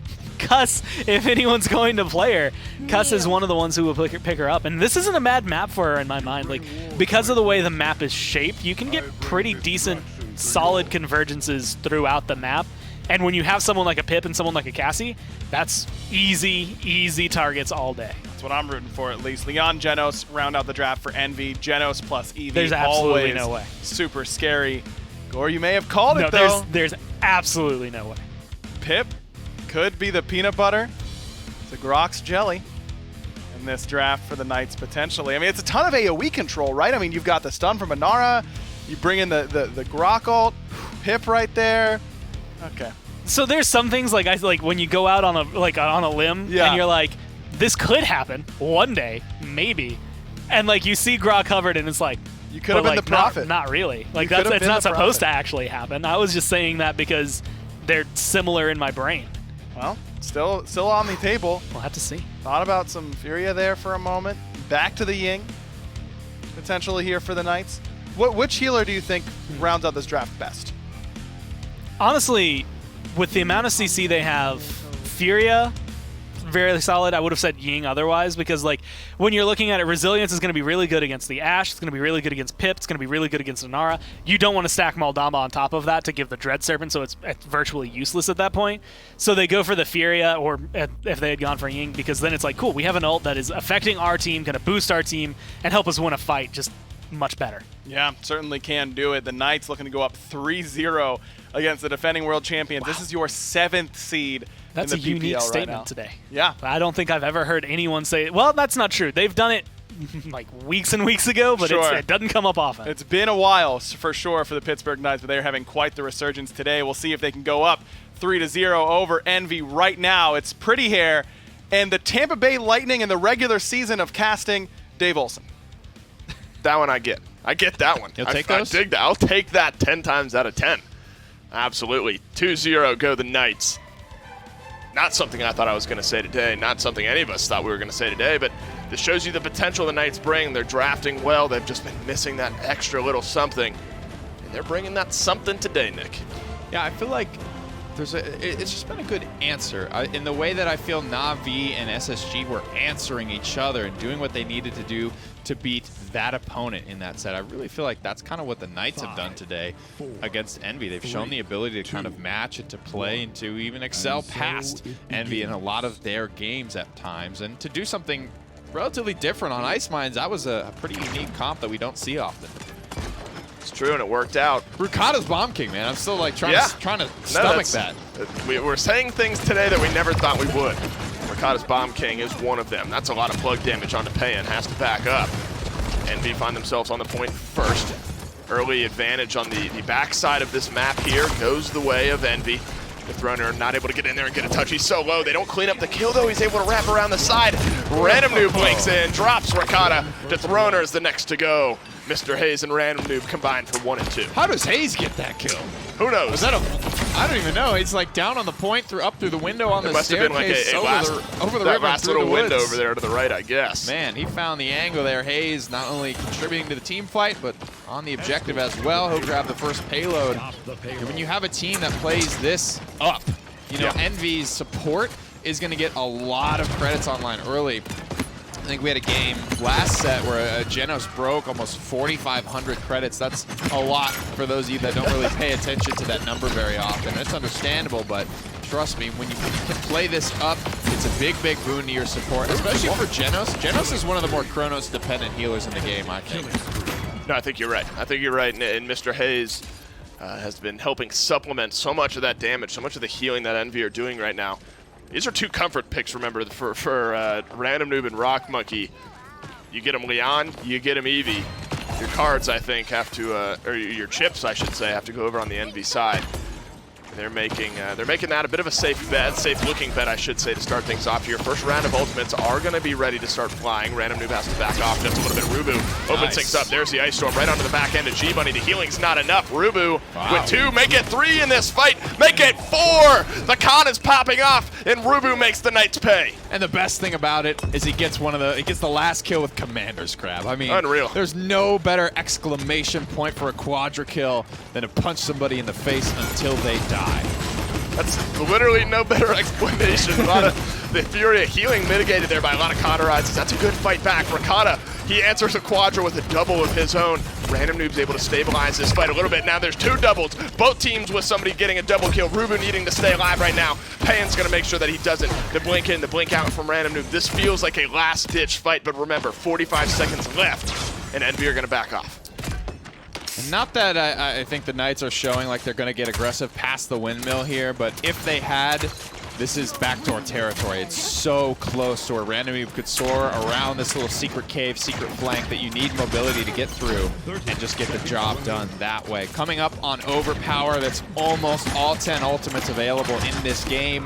Who's going to burn what? 2 things fired instantly. Ooh. Mr. Hayes, through time and space, not only doesn't connect, but puts him in a position where Rakata is able to drop him off. Seismic Crash, bought some stuns, but no kills just as of yet. Envy, they need to fight back. It's not looking like they're going to be able to with Payan adding a kill onto Rubu, despite the quadra kill coming out from Rubu on this con. It looks like the Knights have been able to stabilize this. Toki's going to try to get the last second touch, but that's a fight back for the ages from the Knights. The quadra kill on the con looked like it would have been enough to get that one pushed through, but doesn't come up in their favor. It's just the stars aligning at the wrong time, getting that team fight win so handily. You know, they weren't able to stagger anything. They weren't able to kind of convert any of that momentum into the final fight here. You can see where the payload's about 75% of the way pushed right now. It's just not going to get up the hill fast enough for that to shut the round out. That's a lot of damage for Rubu, but that's all four of his kills. He would have been 0-2 in that round had that not happened. That's right. Definitely didn't do all of the legwork on the quadra, topped off all the kills. 5 rezills, top to bottom for Envy. 2 wreckers, 3 cauterizes, most of them level 2 for the Knights here. Last mid-fight was so much in favor of Envy. They controlled this backside so well. The Knights weren't really able to find an answer back. Payan now has his Evil Mojo. That could be game-changing. There's the Inflame. Look for them to get aggressive. Oh, the Overpower goes just wide. They're looking for Payan, but they didn't find him. The Inflame doesn't net any kills just as of yet, but now it does, and it's Rock Monkey who's going down. They got to get a kill fast here. Team Envy are going to start to fall apart, and they're subject to being staggered. Toki does a good job grabbing as much as he can on the objective while he can. The second that Inflame comes out, he pops his Dome Shield and says, you might be able to win this fight everywhere else, but not here. This is mine. And that Dome Shield, the moment it times out, Toki, he times out. He times out back to base. And now Envy, they're the ones fighting back. We're tied up at 57% here. The Knights are the ones holding down the point. Only Ice Storm, only Enlightenment for Envy. The Knights, they can defend with an Evil Mojo. They have the resilience on the side of Envy. That's an overtime touch in there from Random Noob. He needs to stay alive here through this Ice Block. Are they going to use Evil Mojo? Doesn't look like it's excessive yet. Blinks in, gets the overtime touch, but then he dies. No more touches will be coming in from this Eevee. He answers back, but there's the Evil Mojo. Goes on to 1. Tulky. Rock Monkey starting to come up big, though. Can the Leon stay alive? You need Rock Monkey to stay alive here. Help Rubu stay alive as well. The Throner gets Void Gripped up into the air, and Rock Monkey starting to come up big. Mr. Hayes is the one with the kill. Look at Rubu getting in there, tagging in for some point tank duty when it matters most. Again, a lot of this comes down to, whoa, hold the phone. It's another Inflame for the Pittsburgh Knights. Oh, but Rock Monkey wins the engage. Rock Monkey and Mr. Hayes, they combine for 2. And Team Envy, they combine for 2 points now on this game. You were right, though. 2 Inflames in the same fight, but it's not enough. The Knights won the initial fight, but Envy, they retook. Strong individual plays from Rock Monkey kept Envy in play that time around. Dr. Rock prescribing something for that Inflame ego. Right. Rakata shuts him down without even the use of the ultimate in the 1v1. That's just a clean, good fight in favor of Rock at the end of the day.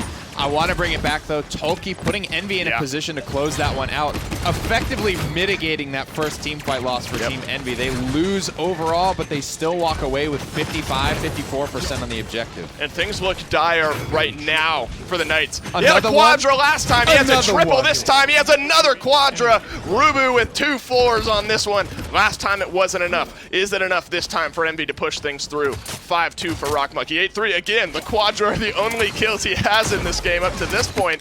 2 quadras, 8 kills.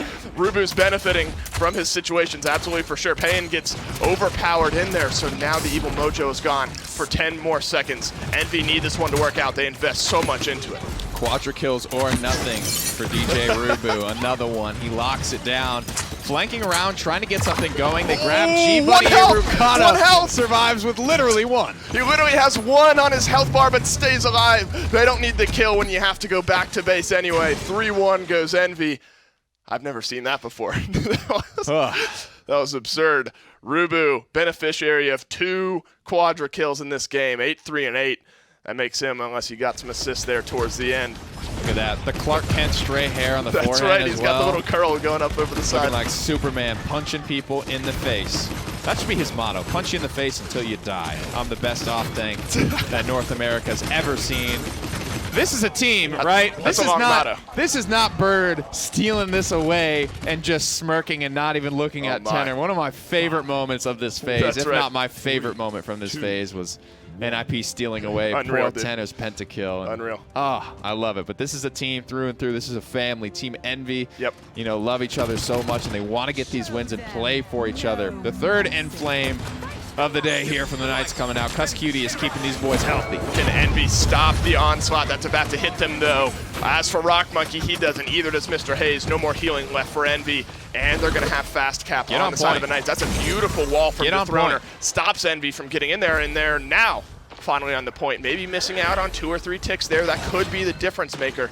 Envy, they have no ultimates. They used everything through time and space. Overpower helped seal up the last point. Dome Shield did come through, but they have to retake against an Evil Mojo. This is an all or nothing zone here. Just Goes wide. for it mid-air. Can't get the Eevee. Random Noob will get the touch. Watch out, Rock Monkey, he's free and clear to fire away in the back line. Payan finally drops off. Random Noob, and now the rest of Envy are able to roll forward. It was Random Noob on the island. 97% is where the Knights are at. They need to get on the point. Maybe one more touch would have netted them the win earlier on, but now Envy, they're the ones on the point, and they're capturing for the win. I hate to say I told you so, but that 1 or 2 ticks That's that a the difference Knights maker. weren't getting was absolutely the difference maker there. That would have been enough for them to go ahead and grab this payload. They've given Envy another chance. Envy have ultimates, but more importantly, Envy have overpower. This is the fight for all the marbles here. Random Noob needs to stay alive. The first kill goes down to Dethroner. Rakata falls as well. Is that mid-touch? Is the lack of touch in the middle enough to turn this one around? It surely looks like it. Envy, they answer back. All the kills are blue in the win. That goes blue as well. Get on point. I guess that's really it at the end of the day. The Throner and Cuss are both a little bit guilty for that. Cuss was extremely low HP, so I think that's part of the reason why he was like not ready to really supplant himself onto the objective. But just small little indecisions would have kept them in the game. Would it have won them the game? No. They had a lot more work to do there when it comes down to it. But small little min maxes. Those are the types of things they did so well in games 1 and 2. Those are the types of things that got them those first 2 wins, and those are the types of things they are going to need to continue to do if they want to have a chance at defeating Envy overall today. And then look at that final Evil Mojo. That's high risk, high reward. He sells out for that Evil Mojo on Random Noob up in the air. It comes up short. Maybe could have changed things together. I'll have to take a look at how the Knights are able to bounce back from this. You know that that's a tough loss. Maybe getting through it. One of the most vocal guys in the league, of course, is Cuss Cutie in this case. And I think that's something, that guidance has always been there at the end of the day, to the point where on past teams, we've just assumed Cuss Cutie was captain because that he can take command of situations like this or just have feedback. And part of that is what makes him such a great support is that he is seeing the full scope of the team fight. So I think there has to be that trust there. You have to trust that he knows what he's talking about because he's seen the bigger picture. A lot of these guys have to sort of tunnel in on what they're doing in that fight. And Cuss really has to keep a pulse on everything. Well, it's not going to be a 4-0 in favor of the Knights here. Envy are able to answer back. Are we going 7 again? Desk, what do you think? Certainly looks like that's a possibility right now. Envy able to bounce back and look much, much better in this game. I mean, that one was pretty cut and dry, it felt like, Gore. And Dave always talks about 2-1s being the most decisive, and I think this is the pivotal moment, right? You have Knights winning Envy's map, Knights winning Knights map, Envy winning Envy's map. Now the Knights get to pick again, and if they go up 3-1, then I think they can close this out. They could maybe do it in 5, but probably around 6. I just don't know if they have that. Like, this is a team that does take every single loss to heart. Especially when Rubu is doing stuff like this to you, man. Yeah. A couple quadra kills for him on this con. Gore, I know I'm not like a mainstay over here on the Paladin side, but if you could let me do some analysis for a second. Yeah. Con is good. That's all I got. Yeah. That's solid analysis, honestly. Thank you. It works. It checks out. And I remember to carry the 1 this time around. I mean, not just 1 quadra kill, but I believe 2 for him in this game. That's pretty obscene. Yeah, it's doing them dirty. And it's one of those things, when you get Rubu comfortable, it becomes a scary, scary game. When you get Rubu upset because they're down 2-0, it's a scary, scary game. And that was with Khan, but he does that regularly with anyone if you give it to him. So looking towards him potentially shifting up what I would say, like the way they've been picking things, I'm wondering if they're going to let Khan through again. Because, again, typically 4 bans, you might see Khan Atlas up there with the Torvald Makoa. The question, I think, is going to come down to whether or not the Knights want to risk it. Well, Jaguar Falls is going to be our 4th map here in this set sense. between Envy and the Pittsburgh Knights. You've said that PK has looked a little bit better on Jaguar Falls as of late. Honestly, any map where Pip can look good, Knights will typically look good with it as long as they pick up the Pip. And that's one that we've seen specifically NIP do really, really well on, but Knights have a history. And a lot of sets, like there will be 2 maps that they'll lose 4-1, but they win like Stonekeep or they win Jag Falls. In this case, they were able to get out their Ice Mines and Timber Mill as well, so it's really good for them. But this is one of the 2 maps I think they are the most consistent on. This feels like a must-win for me for Pittsburgh Knights. Yeah. I mean, it's not the clincher, and their backs aren't against the wall, so it's not a mathematically must-win. But I feel like for momentum's sake, and for getting themselves in the right mindset, this is just a game that they need to win. Yeah, and again, if this goes 2-2, I think no matter what, I think we're in for 6 games. But if this goes 2-2, Envy are winning in 6 games, and if it goes 3-1, Knights are probably going to win in 6 games. It just depends on how well they can bounce back from it. I actually admire the fact that they're banning out the Tyra, especially after what it was able to do on Ice Mines, even though Envy won. Yeah. But this is going to be a lot of control. I love these bans from the Knights. I mean, you take away the con as well from Rubu, who just quadra-killed you twice last game. And the Envy's kind of like, wait a minute, where's the gentleman's agreement that you're banning Torvald or Atlas? Like, we can't ban Makoa, Torvald, and Atlas all the same time. The question is, do they want one of those 2? They leave open the Torvald. That's the first time it's been open all day today. It's just a matter of if the Knights want it. Now, Torvald's interesting, because with Makoa, I said earlier, he always slips through. He gets that one game where it's like that reminder as to why you ban Makoa. Torvald doesn't always do that. Like, sometimes you play, or you'll see him, and you'll be like, okay, yeah, you want to ban him, but he's not a win condition. Like, he's not the immediate, okay, we just won. It's what you put with him and how the other team responds. Like, Envy wouldn't let Torvald through unless they are sure they can deal with him. So lots of frontliners still on the table here for the Knights if they want to get another one. Torvald, is he more of a point tank right now, or would you say he's more of a roamer? Well, he's actually this weird, I don't want to call him a hybrid, but it depends, I guess, if G-Bunny's playing him, it could make the big difference, or if Dethroner's playing him. But he's kind of a support. I'm going to be able to silence you, I can deal a little bit of damage, but I'm bubbling anybody I see. I'm making sure that they're getting a shield, and with Field Study, that's damage amp. That's going to be health that allows flanks that we don't typically see can come through. Like, all of a sudden, if someone wanted to, like, you can make Koga work with him. If you really wanted to flex on somebody and you thought you were so far ahead, you could probably lock in a Lex and make him look good. I don't think the Knights are ever in any realm of possibility going to do that. No. But it's like, that's what he does. He just facilitates someone else.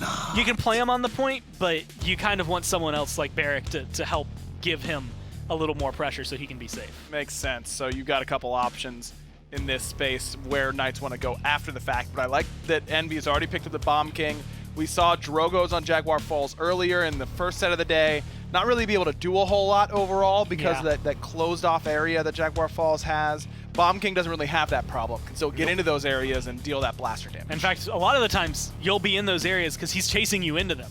And then you kind of hurt yourself because now you're in a closed off space with Bomb King. He loves that. So it's a dangerous game to be playing against him. And with Cassie there, it's very much kind of a pincer. Like, Bomb King can fight you in there, Cassie can fight you out of there.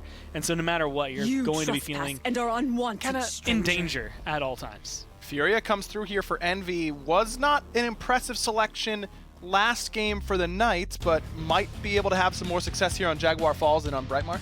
Yeah, this is actually one of the maps I would argue is best for a Furia-Inara combo. Like, it's actually because they want the Inara, because they want that they're not going something like the Genos, which is what we saw last game. The damage amp here could be really strong, but you have to kind of play with what you're dealt, and since they have Inara left as their point tank, they don't really get the con. Like, they could go for Ashe, but the healing's just never enough. The question I have is whether or not it's going to be Cherish or Solar Blessing. Like, we've seen the big shift to Cherish lately to allow your beams to still stun. You're really focusing on your ult. But if you want Solar Blessing, you could absolutely do it and still make it work. Drogo's does come through for the Knights. As I mentioned, had a pretty rough game on Jaguar Falls earlier today. Wow. And Emoji, They're doing it. this has got to be because of Torvald, right? It's not only because of Torvald, but I will throw this one out. You can see it right there. She has a 100% win rate. She has been played once before this on Jack Falls, and she won. This is one of the only maps I think I could say Moji is good on, and that you could figure, like, otherwise, maybe Bright Marsh. Like, yeah. If you really want to reach out for it.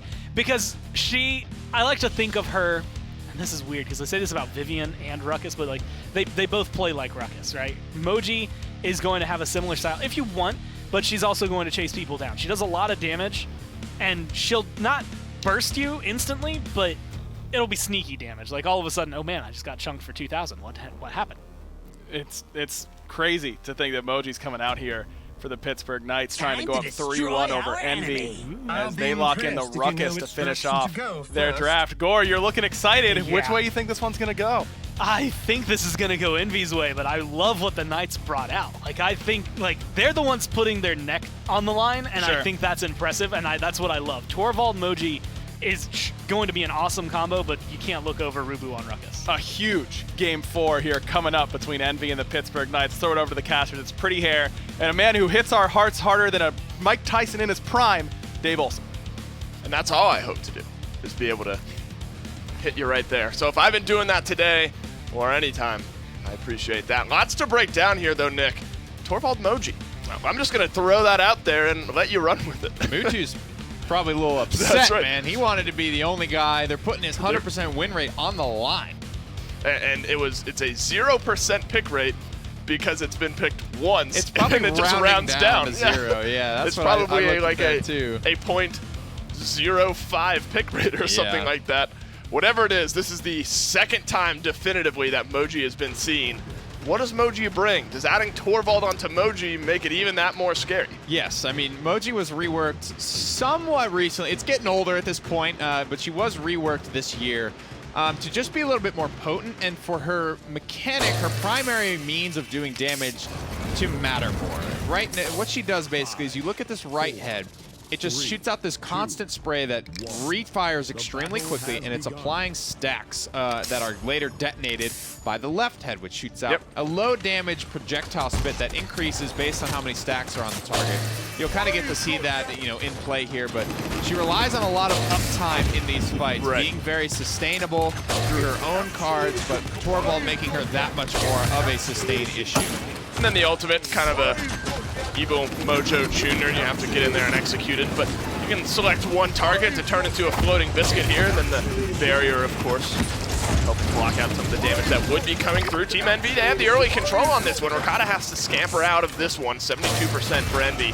Both teams kind of drawing the line here towards the middle. Ricotta's trying to get aggressive. So many marks to detonate, and that's the talent. You detonate a mark, it hurts everyone around you if you're playing that boom boom talent, and that's exactly what you see here. Fighting from the point where Envy, the Pittsburgh Knights force them back, but they only have 20%. Could be a problem as we move on later, and as we start to see Envy have to stack up. There's not a lot of pressure on them at the moment, but if they get put on the back foot, start to stack up, Moji could punish them even harder. Worked out that way right there. Lots of damage numbers ticking away here in this case.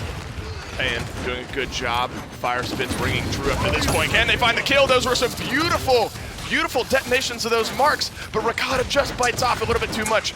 Random Noob's gonna be the beneficiary of that one, making it double. Here comes the King Bomb, could seal it into the Inflame as well. It's a little extra move speed. All the kills are Envy, all the deaths are Knights, and point number one goes the way of Red.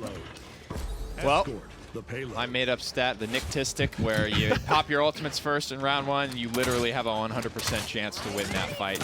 Range true here for Team Envy. They pop almost everything here. Hexafire and the Seismic Crash are the only things that don't come up in that fight, but everything else finds value, finds a home, and it's another Envy win. You know, the fact that Torvald isn't the weirdest pick in this game, I think says something. What a Thursday it's been. Some good Paladins across the board. There's the Dread Serpent up onto the high ground. Sends a few member of Envy running back. Pan adds one into his belt here. Random Noob's going to be the one to drop right now. Up into the high ground. Goes Pan on this Drogos. Rock Monkey has to tumble backwards just to keep himself alive, but Rubu stays alive. The Hexafire rips through the lineup of the Knights. Does a lot of health damage, but only finds one. Well, we can take a look at this Moji's loadout one more time. I want to kind of like break it down a little bit more in depth. You're seeing Symbiotic, which think of it like Moxie, but only from other players. Nothing that Moji does. Moji's Life Rip is not affected by this. It's only from his support that he's going to get that. Greater Good it's kind of the same. It's basically the same style that Mutu ran, but the difference I'm noticing is that Mutu was much more disciplined about getting the 10 stacks. You'll see the star by the nameplate light up when all 10 stacks have been achieved, and that's when you want to detonate to get that lifesteal and do your most optimal damage. Here comes In Flame number 2. Worked out well for them last time. Working out well for them here. Mr. Hayes has a couple. Toki and Random Noob, they follow up perfectly. It's down to Cuss Cutie. The healer's the last to fall. His payload's getting close, rounding this final corner. Maybe one more shot at it with Emoji. Nobody likely in contest range here. It looks like Envy have poised themselves for point number 2. The respawns are in. I don't think they're in position. Envy at the 2-0 lead here on Jag Falls. Actually, one more look at the loadout. I want to make sure that I actually quoted that right. Okay, so no, I was actually wrong. Symbiotic affects all healing. It's not just from other players. So this is going to work with Greater Good, which is when you detonate those max stacks, the little 10 stack full stars, you're getting that lifesteal. And Cozy as well. It's a good mark. It's a good amount of sustain that can come through and, you know, make an impact on this character. But given that it's an 0-2 start, I don't know that this comp is going to get the win at all. This was a composition that wants to win early. And, I mean, the last time we saw Moji as well was on Jaguar Falls. Na'Vi notably playing at that time. And they won, but it wasn't so much because of the Moji, I don't think. I think that I remember the rest of Na'Vi really running rampant. I mean, there's value to the pick for sure. But just hasn't maybe found the impact here. You have the Torvald Talk bubble. about this skin, though, dude. This skin is so sick. I'm all about the one with the hand puppets within either head. That one's my favorite. Mr. Hayes starts things off for red here. 4 members streaked out right now. Hexafire comes through as well. Payan lands, finds a kill, but also finds death waiting for him in the form of Random Noob. 45% for Team Envy. Even with the fast cap, the Knights can barely get a touch on the point. Yeah, this one is at the moment not quite panning out the way the Knights, I think, drew it up. Wait, how do they have 3? Emote's already starting to come through. 3 what? Why not 4%? Well, Is the first tick 3 and then everyone That's a after good that question. is 4? I don't know. It's just a small thing I noticed. Either way, the King Bomb rolls through and finds Dethroner. Rubu's able just to sit back, fire away. He's got his own shield. That's forcing Rakata on this Moji into a bit of a weird spot. The Hexafire gets baited out. Naturally flanks him around the backside. Oh, but it's still up. It's still waiting. Goodbye, Rakata. Goodbye, Knights. Team Envy win point number 3. wow. I guess he's just had enough. You know, sometimes you sleep on the amount of DPS Hexafire can do. You've heard it going for a little while. Maybe you figure, all right, there's no way he has enough damage left. Okay, no, he did. Yeah, he had enough. Okay, fair enough. Hats off to you, sir. Envy have been playing their composition perfect. I mean, top damage. Rakata has top damage in the game. You can't ignore that, but the rest of the chips just haven't been falling in favor of blue. Yeah, I mean, there's a lot more point control. There's a lot more sustain, I think, coming from Team Envy. Moji doesn't really, you know, force you to do much. I would say the ultimate hasn't really been an impact yet. Oh my god. And again, a lot of these things, the shielding, that's all stuff that's going to fall off. The healing, the self-sustain for Moji, it's a comp that goes all in on Moji, right? Especially when you pick up something like a Torvald. Think about like a Torvald EV game with Visheko and Virtus Pro. If Visheko doesn't win that game, then Virtus Pro lose. There's Dragon Punch and does end up finding Random Noob, but that's it. That's all that's going in the favor of the Knights right now. The Moji ultimate does come out. Oh, Mr. Hayes, he gets knocked back, but Toki's still alive. G-Bunny, Hexafire, double kill right now. And Dethroner is still alive, going toe-to-toe with Toki. But that's not it. There's still a minute left. Envy were that close with so much time left on the clock. They sold out for the win there. Both teams sold out. But Envy, they still have another go. You sound like a ShamWow commercial right now. But wait, there's more. There's more. Time on the clock for Envy to work with, and they're just so close at this point that could be backdoor territory, but the Knights have not, I think they've, whether or not they just internalized that, they've not really pushed out in those types of situations. They make sure they don't have opened themselves up to any type of embarrassing plays and stuff like that making it through. You would hate to see it. Rakata, oh my, throws with the hands. Magic Barrier will bail him out of that situation. It is. It's a lot of healing, a lot of self-sustain involved in this character. You know, it's been to the tune of top damage in the game, but 0 points on the board. There's the Hexafire. Oh, he's trying to pick off Payan up in the high ground. He doesn't end up finding him. Payan's at 168 health, make it 100 total. Finally, Toki, with some long-range auto attacks, is able to drop Payan. Now you have a 3 versus 3, or excuse me, a 5 versus 3, or 4 versus 3, really, with Envy where they're at. One respawning from back in base. but the respawns are just so much closer for the Knights. Mr. Hayes, though, he's been finding kills towards the end of this game. Rakata has no magic barrier. This could go through. Overtime, the Inflame could cap it off. Yes, it does. Team Envy go down 0-2. They answer back 2-2, and they're looking clean. So it could be one of two things, that the Envy is either waking up, or it's the Knights maybe conceding a little bit, because they didn't get those 2 wins with any funny business. I mean, if you want to consider Double Blaster and Bomb King for Rakata funny business, then sure. But those first 2 maps were just won by the Knights through good play. Yeah. They didn't have to do anything super weird to get it. And just losing 1 map to Envy, I don't know if that was like the go to switch to the weird stuff. I think at this point, obviously, again, hindsight, but losing 2, that's when maybe you start to bring out. Or maybe even once they've won 3, that's when you go to your last resort, and the Moji not quite panning out there. Yeah, and you look at the way the Knights won their first couple. It's 4-3, 4-3, and now 4-1, 4-0. Envy have been convincing these last couple. Gore, you wanted 6 games. We're at least going to get 6. What are you thinking about it? Thinking that the Knights are not looking as good as they did at the beginning of this. Wanted might be a hard term there. Predicted, I'll take. Well, wanted, throwing out some loose words. Yeah. Hey, listen. Dave's gonna say what Dave's gonna say, and we're gonna like it. All right. That's the way. That's the way this operates around. Does he here. bully you? No. Okay. I just want to make sure. Never. Dave's a perfect human Yeah, being. he He is would actually. never He's do anything amazing. like that ever in his life. But Envy would bully the Pittsburgh Knights, especially when they're going to pick a composition with the Moji in it, that 100% win rate, down the tubes.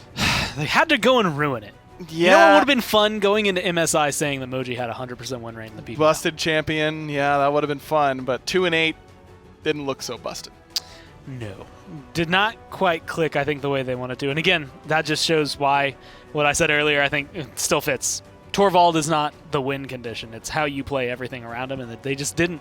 I mean, 2-8, 3-9 on their carries is not the way you want it to, whereas on the other side, I mean, you have your support going 8-2. Mr. Hayes seemed a little upset about those games earlier on and wanted to make sure they knew it. Yes, and has certainly been able to display that pretty quickly here with his Furia play. An impressive performance from him. As soon as they crossed over this threshold and kind of got into the base, is when he seemed to really start to turn up the jets, because that was our first highlight. In this exact same spot, we come back to it. This is in the game-winning push just a little bit later on. This Furia play was impressive. And it's one of those things, Furia right now is a little more aggressive than she was in the past, right? Because Solar Blessing was her only real talent that she could go if you wanted the healing. But with a little bit of a buff to Cherish, honestly being able to make it just a little more applicable overall opens the door for you to be like, cool, I'm going to fight super aggressively. I'm going to stun people out of the sky. I'm going to shoot you down if I get the chance. Like Mr. Hayes, I think that's the second or third time I can, in recent memory, recall him just destroying people with Furia and having a really, really good slash line. And that's scary when you start to add a character that is good, but maybe not super meta right now into your champion pool, and start to really get some momentum on it, because instead of being like, oh, well, you know, we got Maldamba, so they're definitely going Ying or something along those lines, you have to keep track of a couple other champions that might end up hurting you in the long run.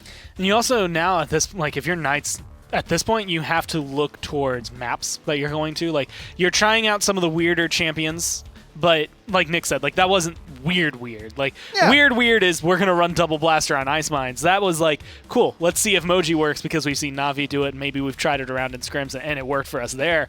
Now the question is, where are you going and what are you gonna try? Because a lot of the maps that are left, like when I think Ascension Peak, to me that leans towards Envy. Fish Market 100% leans towards Envy. And so a lot of the maps that are left don't favor the Knights to me. Yeah, what's the other one? Stone Keep, Stone you were Keep. saying might be good for the Pittsburgh Knights, and I imagine that might be where they go, and Yeah. you can see what you can get Try there. to stabilize here. I think that the Torvald, this is always a problem when you get a top meta character that's been banned all day, and it finally gets let through, and then you don't really do a whole lot with it, and you don't threaten with it.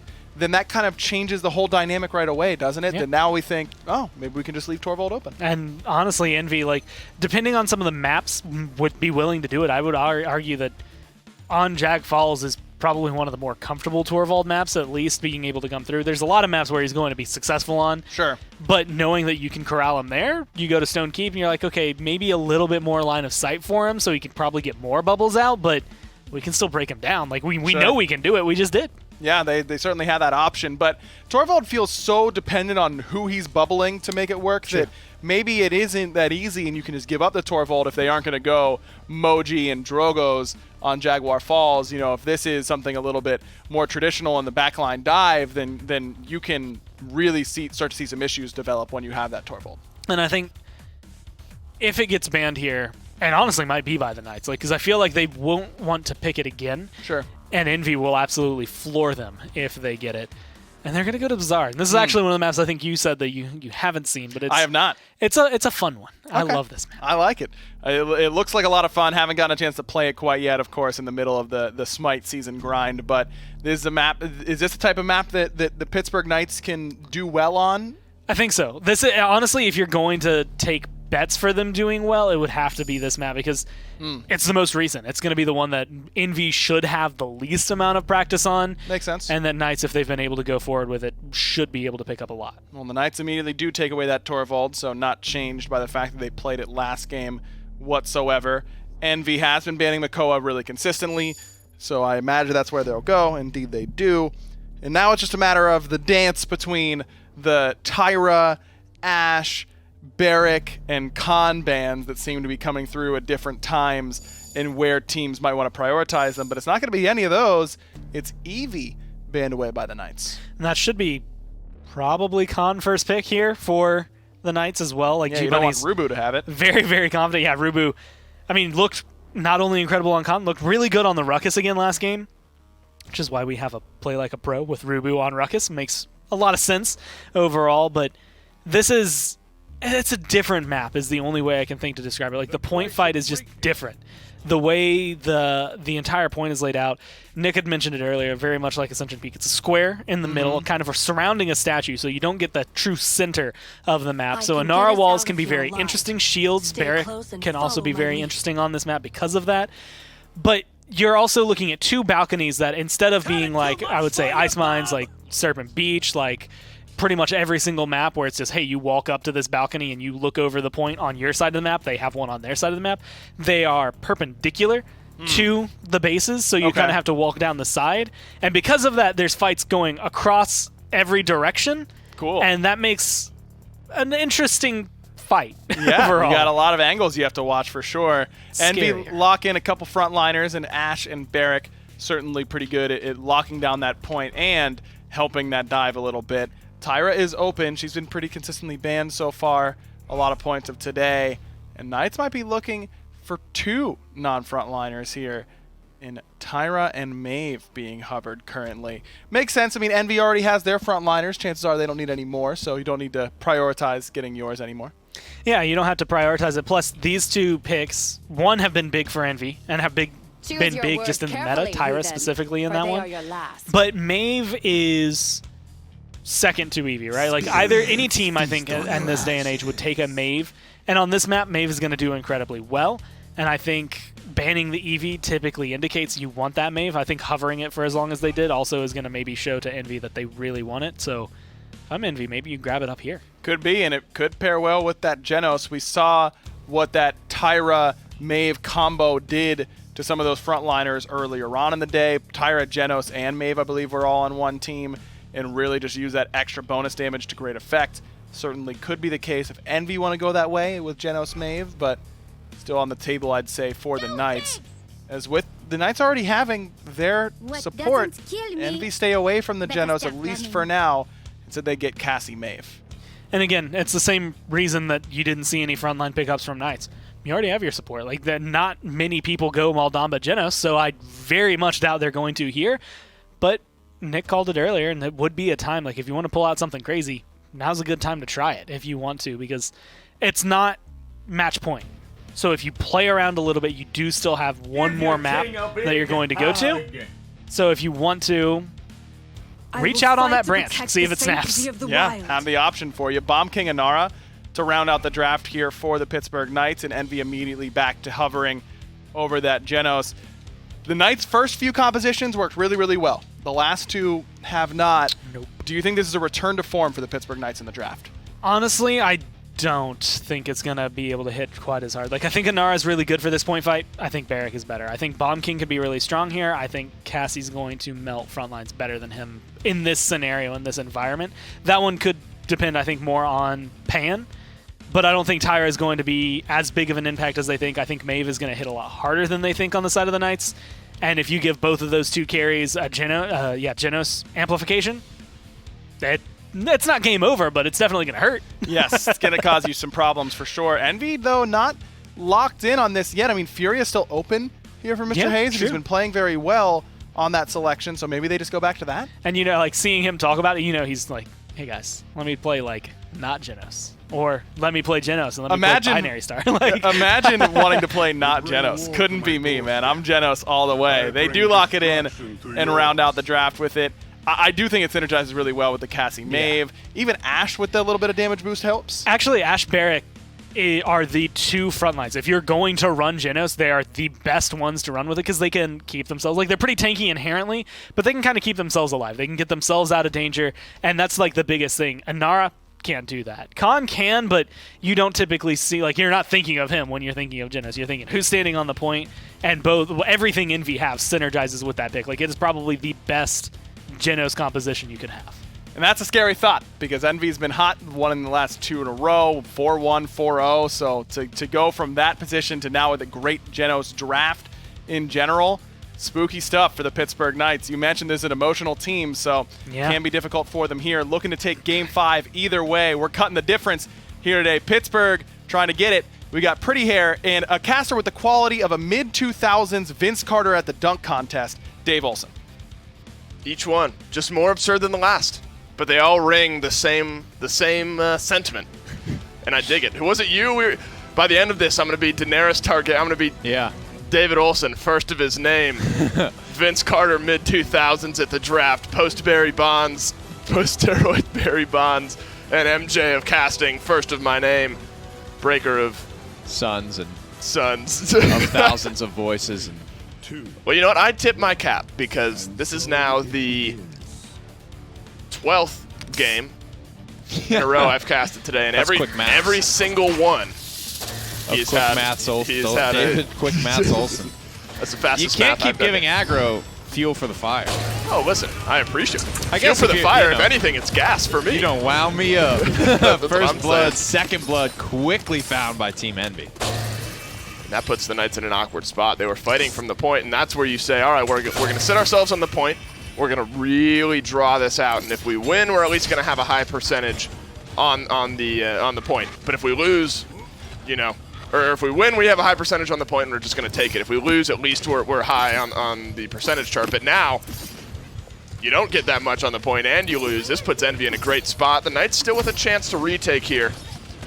Paying on this Bomb King needs to start doing big things. Sword Bash from Rubu is going to get him out of danger. Ricotta up around the side here. Gets 1v1'd by Rubu. Doesn't win the damage on that side. I'm sure there was some healing and some buff maybe on the opposite side, but it is overtime in this case, ticking away for Envy. Rubu staying aggressive. Rock Monkey as well. Down goes to Throner. Down goes Payan. And up goes Envy's point count. Well, to me, it's pretty cut and dry. Rubu just sort of wins that one for Team Envy. I think both of those rotations he makes, you can cover so much distance so quickly from Ashe, from not really in line of sight even on Bazaar. You're kind of going from this low ground, cutting up the stairs, up into the high ground corners. He does that, completely catches people off guard. Early sandwiches, you know, it's very, very, very good stuff from Rubu all around. And this is a map where I think the sentiment goes towards the defensive side. I think you have a slight advantage sort of knowing across the board where the offensive pressure is coming from. That's a good assert dominance from Rubu. G-Bunny's in a bit of an awkward spot. He's able to dash out of that one, but not to life, to death instead. All kills red, no kills blue. They're feeling confident. They were kind of knocked down games 1 and 2, but here they are coming back into it. Finally, one kill for the Knights, but Envy, they're so close to pushing this one in. Well, Rubu goes down, and the offense sort of dies with him, and so far he has been the judge, jury, and executioner of this game. Not getting all of the killing blows, but he has set up Rock Monkey and Random Noob nicely for the combined 7 killing blows that they have already grabbed. Very good stuff from the Ashe player so far. Only Payan is splitting up the top 4 on the damage chart. good Dread Serpent, but even better through time and space. Rakata's out of this one. Team Envy, they're pushing down the, oh, that's a good answer back. Here comes the King Bomb, looking for some value, finds it onto Tolkien, not behind his shield. That's a great stun. Better kill, but Rock Monkey, he's still alive. He's free firing from this backline. There it is. Not a lot of Wrecker online yet, so getting through that con shield is going to take some time, certainly. He has to fall back. Rubu falls back as well. He may have actually not gotten out of this one fast enough. Somersault's going to bail him out, give him an extra dodge roll, just so he can survive a little bit longer. Looks like he's running the impulse, so won't be able to burn through these tanks quite as quickly. G-Bunny finds the first frag. Back door? The gates are closed. Oh, wait, the gates are closed. Nobody Random knows. Noob's behind it. They don't see that he's there. It's going in. Cuss Cutie's not in position. That's a backdoor. That's a point. And that is tough for the Knights. Random Noob with the 200 IQ play dashes in, gets on the payload. In my head, I was like, wait, why are we following this? I thought this was a Knights player. And then I realized it's Random Noob pushing the payload in. Oh my, that's tilting for the Knights, because you're winning that fight. Granted, it's 4v5, but you're winning that fight, and they just realized too late. Let's talk about why that happens, though. I mean, one of the unique things about Bazaar is, obviously, look at that point. It's very, very big. One of the bigger ones in the game, that and Ascension Peak. But these gates, you see, they only open for the side that owns that part of the map. Right. Blue gates open for blue players, red gates open for red players, and no in between. You could slide through if you're cheeky and you follow one of the enemy players through. And that's why it gives the Knights the confidence to push out there. I've actually talked about this in 2 of these other games, on Bright Marsh specifically and on Jaguar Falls, to where the Knights did not get too aggressive to the point where that was going to work for them. That sucks. The Overpower grabs one, but he gets melted away in the meantime. Dethroner, Cuts Cutie, Rakata. I can't keep up. Either can the Knights. Dear God. And Envy. Oh my. You're capturing for point number 3. Certainly are, and have the potential to go ahead and grab this one. 48% in an aggressive zone from Rubu. Again, that's really been the story for me this game. He has taken over on Bazaar with Ashe. Does not have his ultimate in a bad spot here. Shoulder bash cooldown is not anywhere near coming back up. I don't know if he's going to be able to bail himself out. He falls to the low ground, survives for now, but Envy get what they came for. All he did was buy time. The rest of the Knights just nowhere close, nowhere in contest range for that point. And now it's 3 pushing for I mean, remember, last 2 games ago, I should say, 4-1. Actually, let's just start at the top. 4-3, 4-3 for the Knights. They win, but it's so close. We're talking landslide since then. Envy has not felt pressured in any of these last 2 games. I would argue even this 3rd one. Bit of a cheeky backdoor nets them point number 2, but just some good, hard team fighting wins them point number 3. So you can see that's a blue gate. Tolkien's a red player. He can't go through that gate unless someone from blue team opens it for him by getting close enough to activate it. Doesn't matter for Maeve. She goes right up and over the wall and opens that back door. And like I was saying earlier, on Bright Marsh and Jag, the Knights didn't push out far enough for that to even be a that was 2 times that could have happened where they pushed the payload so close with like a minute and a half. Those are the rounds you see the backdoor potential. If somebody pushes out too far to zone, then you're in trouble. And I think just because of the way this map normally goes, that's what gives the Knights the confidence to actually get super aggressive on their zone. Remember, map number 1, Envy had a 3-0 lead. They have the same here. Did have the same last time, and they didn't let that one slip away. The Knights need to find an answer here. Not a set-ending push, but a game-ending push and setting up set point for the side of Envy. The momentum has shifted so heavily in this matchup towards the side of Envy, whereas it looked like the Knights were going to take it to him today. Midnight's ready, Dread Serpent's ready, King Bomb, Crossfire, all ready. Out comes the Seismic Crash, stuns up Rubu off to the side, but that doesn't last very long. Trying to dash over the top, doesn't get it, but here comes the Dread Serpent.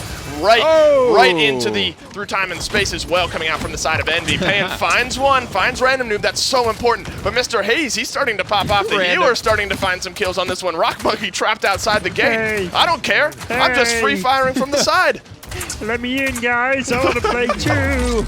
No, but I mean, the psychology of these gates is it's getting these players. I mean, the King Bomb Random Noob feels like he's safe. He's got a gate in front of him that has an open for him. Oh my God. The King Bomb rolls through, activates the gate, and Rukata blows him up. But at the end of the day, Envy are very good at using those little holes in the portcullis to try and get this damage through. It wasn't even their gates. They were the Knights' gates either side. They find the damage on the opposite side, just blowing in the Knights, and that's...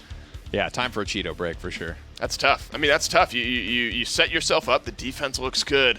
the back door. I mean, that really sent things tumbling, I think, in this set. Or in this game, I getting should say. backdoored is super tilting. Probably one of the more tilting things that could happen to you hypothetically in a game of Paladin. So you hate to see that one come through. But again, it's the mobility from Maeve and a lot of the psychology around the gates on the newest map in Paladins, showing that there might be some getting used to that still needs to happen. Yeah, but look at this. He just dashes over the top, makes sure not to be spotted out. And he doesn't pop any abilities. Right. He just dashes on in, a little bit of movement speed. Kills off, or helps kill off Payan, and that's the moment, I think, where the Knights figured out that he was behind them. But the fact that he got shot a little bit from behind, Slither from Cuskewty tries to save it. And, you know, if you really want to split hairs, I think putting damage onto the Bomb King maybe put that back door at risk. But at the end of the day, it pays off. It goes in, and Envy, they're one game away from taking this set. Game 6, Game 7, what are you guys thinking? Thinking that Envy looks like a freight train right now. Another 4-0 in their favor. Yeah. The back cap hurts, man. I mean, that's a tilter. That's one of those, like, losing 4-1, losing 4-0. Like, that can tilt you, but you can like recuperate. Losing to another 4-0 and one of those is something you should have stopped. That one burns. It puts salt in the wound. It's going to sting, for sure. No doubt about that one. 83,000 damage for Rock Monkey on this Cassie. He was phenomenal all game. Basically doing his Eric Andre impression right at the gate. No one would let him in, but still got the damage through. And it was that perfect moment of just like, you know what? I'll just stand here. This is like the perfect cover. I see all of you, and none of you can see me because you have to worry about that thing over there. This is exactly where I want to be. 9, 2, and 13. 6, 2, 13, 7, 5, and 10. Like, everybody on Envy did really well. And surprisingly enough, they've been able to turn this completely around. Yeah, impressive from them, no doubt about it. But Random Noob has got to get my unofficial MVP. I'm sure it means a lot to him, my MVP in particular, with this back cap. So sneaky. Look at the sneakiness here. And it's not like this was right next to the point and it just so happened to go in. Like, he waltzes this thing all the way back. I think, Cuss noticed it a little too late. And G-Bunny started to come up, again, a little too late. Everybody on Knights was just a little bit later than they needed to be. And Envy is the one team, like, they've done that, I want to say, like, regularly. And it's weird to think about that, but, like, they typically do it on Frozen Guard with Random Noob on Eevee. He'll just slip behind, and all of a sudden they get a point. And you're just like, whoa, I thought we were winning this fight. And I think that's really why it is, like, such a grind, is it's a fight you are winning. Yeah. On paper, or at least visibly. It looks like you're winning, and then you still lose. Yeah, it certainly hurts, no doubt about that. A lot of big numbers in blue on the left side of your screen. Even in the two games that the Pittsburgh Knights won, it was 4-3, 4-3 in their favor. So Envy has looked good consistently today. Just some issues in those final rounds in the first two sets. Certainly has not been the case in the last few. No, they've been able to reclaim everything they needed to in this set. And honestly, like, Splitstone Quarry, at this point, it's not a scramble from the Knights, but it feels like it kind of is. They're trying to figure out, where do we go? What do we do? How do we stop them from doing this? And again, it's never truly the maps that's the problem. It's never truly the drafts that's the problem. It does come down to how they play those in game, and you just see the difference, between games 1 and 2 and this last game and game 5. It's night and day. It really is. It really is. Envy looks like a completely different team, as do the Knights. The Knights take away the Genos this time around. An interesting ban, especially if Mr. Hayes had been struggling on other picks and then really popping off on the Genos. I think I'd understand a little bit more. But he, dismantled them on the Fury just a set ago. And that's kind of where my mind is, and the exact same spot is just like, that's not the problem, guys. Like, it's definitely not helping, but it's not the problem.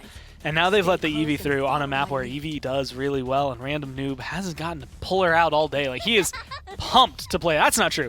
He did play her on Brightmarsh, so he's excited to bring it back. Yes, absolutely, as he should be. No doubt about that. Ashe Eevee, a very strong 1-2 punch. This does let the Knights get their pick between Baraka and Inara for their point tanks, so certainly not a bad thing for them. Just a matter of what can you really pair it with. I imagine if they go one of those directions to try and handle this Eevee. Do you go Tyra here? Honestly, that's the hardest thing. Eevee's I want to say, like, the biggest counter to her is probably Leon, the easiest counter, I should say, because you can track her down, but for 3 of those shots, you don't actually have to aim at her. She just has to be on your screen. For Tyra, like, you can burn her down pretty quickly. Cassie can try to, like, can keep her under control, but I think she's going to run rampant. I don't think there's much the Knights have that they're ready to pull out that are going to shut down Eevee hard. They banned it last round. I mean, you can kind of see why. They do elect to go with the Barrack, but Cassie is their choice to try and corral this Eevee. Certainly a tall task for the Knights in that regard. Envy now, you imagine it could be Inara here. That's kind of the big point tank left over that isn't picked or banned quite yet. They've got some options in the support role as well. As we mentioned, the Furia was great for Mr. Hayes, but you know the Maldamba's steady form as well. And that's the thing. You take away Genos, you leave open Maldamba. You take away Maldamba, you leave open Furia. You take away Furia. Like, he'll just go down the line, and he's going to play well on every single one of them. Support bans, as much as I like them, I feel like they're probably most useful right now. If you banned Genos Maldamba and then grabbed Furia, and then it's like, cool, now you have to pick like Saris and feel uncomfortable playing. And of course, I'm excited for the future when Io gets introduced, but she's not in yet. Not yet. So I don't get to. I'm not gonna talk about all the fun she can have. That's right. You'll have plenty of time for that later on, Gore. But the potential counter to Eevee Leon actually picked up by Envy, but also just a good point attacker in the sense that it's just consistent damage throughout. Yeah, and that's, I think, the biggest thing is she and Cassie do the same thing, which is just top damage, usually, and they're going to pincer you down. They're going to lock you up. If you're Maeve, you're not running around that easily. You are going to get shot out of the air. But the Grover is, I think, the more interesting pick. Grover, this is one of the maps, before he became truly meta, this was the map that he would almost always be picked on. This could be a good one for the Knights. Maeve is hovered and locked. Grover there. I nearly said Sylvanas, but stopped myself just in time. That was really good. That was so much better than any F-Dot impression. Why did you ever tell him his impressions were good, Gore? That Cronus was okay. It's fine. That was excellent. You'll notice the first way I worded it was the most diplomatic. Like That's true. This very specific. I know you didn't want to give it to him, but he forced you to. I understand. That was excellent, though. Props for that one, no doubt about it. Inara is being hovered here for Envy, as they still need a point tank if they want to go with the traditional meta. In Inara with Maldamba, it's a classic combo. Yeah, and being able to come through, it's going to stand on the point better than anyone else can stand on the point, which is exactly what you need in this kind of scenario. The downside is Maldamba, Barrack, Grover, they're going to play, like Grover's going to be under the bleachers, they're going to be dancing around over there, but he's going to be within range of Grover the entire time unless something goes drastically wrong. I think a lot of this fight for the Knights is going to kind of shift over to that side of the map, very much like what we saw to Splitstone Corey in the first set. Sure. But it's not as heavily dependent on that area as what we saw when Navi was playing that. This should still be a little more expansive. Instead of like, hey, here's 25% of the fight, they're going to take like 45. Yeah, it's going to be a little bit harder to get that ground, but Envy, the way that they've looked so far, I mean, how can you say that they aren't going to look good here again in Game 6? I mean, they have just been driving the train right now. Where does Knights go here? Do you think they've got a shot? I think they have a shot, but I think it's going to be very heavily dependent on this Maeve. Like, I don't think Cassie's going to be the one you're looking at. It's not even Connor Bear. Like, I think it is, can she get into the backline, deal with Leon, and stop Eevee, or do they just get to run rampant on Envy? Man, it's going to be tough. The Knights, they go up 2-0. They've lost 3 in a row. They've only picked up 1 round in the last 3 games. They need to win this one. Again, the Knights, they're already out of MSI contention, but for pride alone, it feels like this one's important. Yeah, I mean, at this point, you don't want almost reverse sweep from Envy. Let's get it to the casters. It's Nick Pretty Hair Keogh and your starting chair 1, hailing from the University of Georgia, number 41, Dave Dolson Olsen. Oh, man. Best one yet. Priceless Best one face, yet. too. Unreal. Like a kid on Christmas. I love that. Here's I love on that. the Megatron unexpectedly. Also, oh, go Dogs. go Dogs. That's baby. what I like to hear. Hey, we got 2 good old That's Georgia right. boys here. Both at the hailing booth from the today. University of Georgia. That's what I Yeehaw. like to hear. Grover coming through, Nick. Does this sort of reveal how the Knights are looking to play this one? Kind of. In you have to sort of build comps around Grover. Most of the time, like Maeve isn't going to be able to get this sustained straight up if she's already branched off. Like she's on her own right now. She is not going to be able to get help from Grover. So it's something just Ricotta just has to be aware of and play around. The rest of the squad, though, is sort of designed to play, within arm's reach of Cuss Cutie, where he can help them out, and very zoned out of this. But a 4v5. There are 4v4, I guess, that Pittsburgh are happy to take. They have not found any footing in what you would expect would be a sort of bleacher controlling lineup. And it's can Rakata deal with Leon? In this case, the answer is no. Leon can deal with Rakata. Rubu as well adds 1. 0% for the Knights, 100% for Envy. That's about as clean as you can get. I wouldn't even call that a team fight. That was just pick after pick after pick. Split zone is so wild. Like, the way people play this map sometimes is like, we're doing something weird, so they have to do something even weirder to kind of keep up, and you just get that. That is the result. Rakata gets zoned out, comes flying back into the fight like, haha, bet you forgot about me, and gets his head roundhouse kicked off of his body within 2 seconds. Like, that was incredible, the response time that they were able to just delete him with. I was very surprised he went down that quickly. It was an important answer back here from the Knights. If Envy were able to win the fight after the fight, things would have been going downhill very quickly. For my sake, for aggro gassing me up, this one needs to go 7 so I can get one more in there. Yeah. The Knights have to answer back. It has to start here on the defensive end. Needs to tie things up. Envy used a couple ultimates, Enlightenment notably. Scout now on the opposite side. They have Whirlwind in the Grover. A little bit of that flash healing as well. But electing just to back off. Rakata trying to find a flank. He does find a couple, but they might call him on it. I don't think he expected G-Bunny to be in there, so Random Noob able to blink out without taking too much damage. Working on this con, getting above him, shooting down where the shield is weakest. Wormhole's back on up there to drop the Ice Storm. Doesn't result in any kills. It might actually end in Random Noob's death. Has 300 health. One auto attack from basically anyone will do it. Instead, it's going to be Rakata dashing through him. Good defensive stand here from the Knights. This is no disrespect, but the most fight we've seen out of the Knights really in the last couple of games. Bizarre is heavily in favor of Envy. Brightmarsh much the same. Pittsburgh Knights, I think, need this defensive stand. It's a good map pick on their side. Maybe slow some things down. Sort of neither here nor there on being able to deal with Rock Monkey up to this point. I would say definitely not here on that initial point fight. He just kind of ran rampant. Yeah, Leon is one of those sleeper characters that was so solid, so plug and play for so long that it wouldn't surprise me, especially after what we saw from Freeze God earlier today, that he's going to come out and he's just going to pin people on the wall like they used to do with this character. And yes, it's nerfed. Yes, it's not as good as it once was, but it's still good, period. So it looks like this is going to be it on the side of Envy. They lose 1, they lose 2. That's a rampaging Maeve now after catching the worst possible end of the initial trade attempt with Rock Monkey. 5, I think now 6 straight for the Maeve coming into it. That nets Pittsburgh in defense. 4 streaked out members.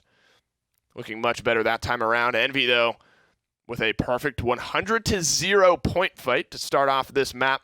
We'll look to follow that up. This is Rakata. He wasn't really able to, you know, sort of make full use of this Maeve, but sort of towards the end he was able to. Yeah, he got to play. He got to play the round. So that was good, and he did a pretty good job with the back 95% of his round. With that first 5%, that was just really weird. Like we said, he shut out early, and quick little shout out to Cuss Cutie's damage here. 21,000, 3rd place overall in the game while main healing. This is not Tenor's Grover. This is, you know, healing Grover. He is the sole source of sustain for the Pittsburgh Knights. And it's only Rock Monkey. The next 4 are Knights. Granted, they were on defense, so they were kind of free and clear to throw damage Envy's way. Can't look too heavily into that. Maybe after this mid-fight, it'll tell a different story. Rakata, though, 6-1, 6th streak now. Died once, found 6 straight kills. He'll need more of the same in order for the Knights to stay in this one. The long-range shots from Random Noob are good. Overpower did connect onto Rock Monkeys. That gets rid of the Leon. That's a huge advantage here for the Knights coming through. The Whirlwind as well, right into the Dread Serpent. That sets G-Bunny running away, but the Whirlwind stops too much damage from coming through on the side of Envy. It's only a 1-for-1 trade here up to this point as the Assert Dominance comes down. Beautiful stun onto Rakata. Is he able to get out? No, Mr. Hayes comes through. He stuns him, and he kills him, but G-Bunny's still alive. Random Noob across the map on Abeyance Cassie as well. He doesn't go left, he doesn't go right, he goes dead center and finds the connection. Mr. Hayes pretty much just solo saves his front line and gets the kill. I mean, that's the type of stuff. If Envy are going to play this way, there is just no way to beat them. Well, here's the retake attempt from the Knights. Down comes the Dome Shield Dethroner. getting back onto the point here. 99% overtime's going to start. Toki's pretty low, actually, behind this wall. There's the healing coming through, but the Cauterize stops so much of it. The Pittsburgh Knights are pushing back Envy very far. They have space to play with right here, 54%. The scout comes out yet again from Payan on the opposite side. The Knights are in control of the point right now. Envy are going to need to get in sooner or later.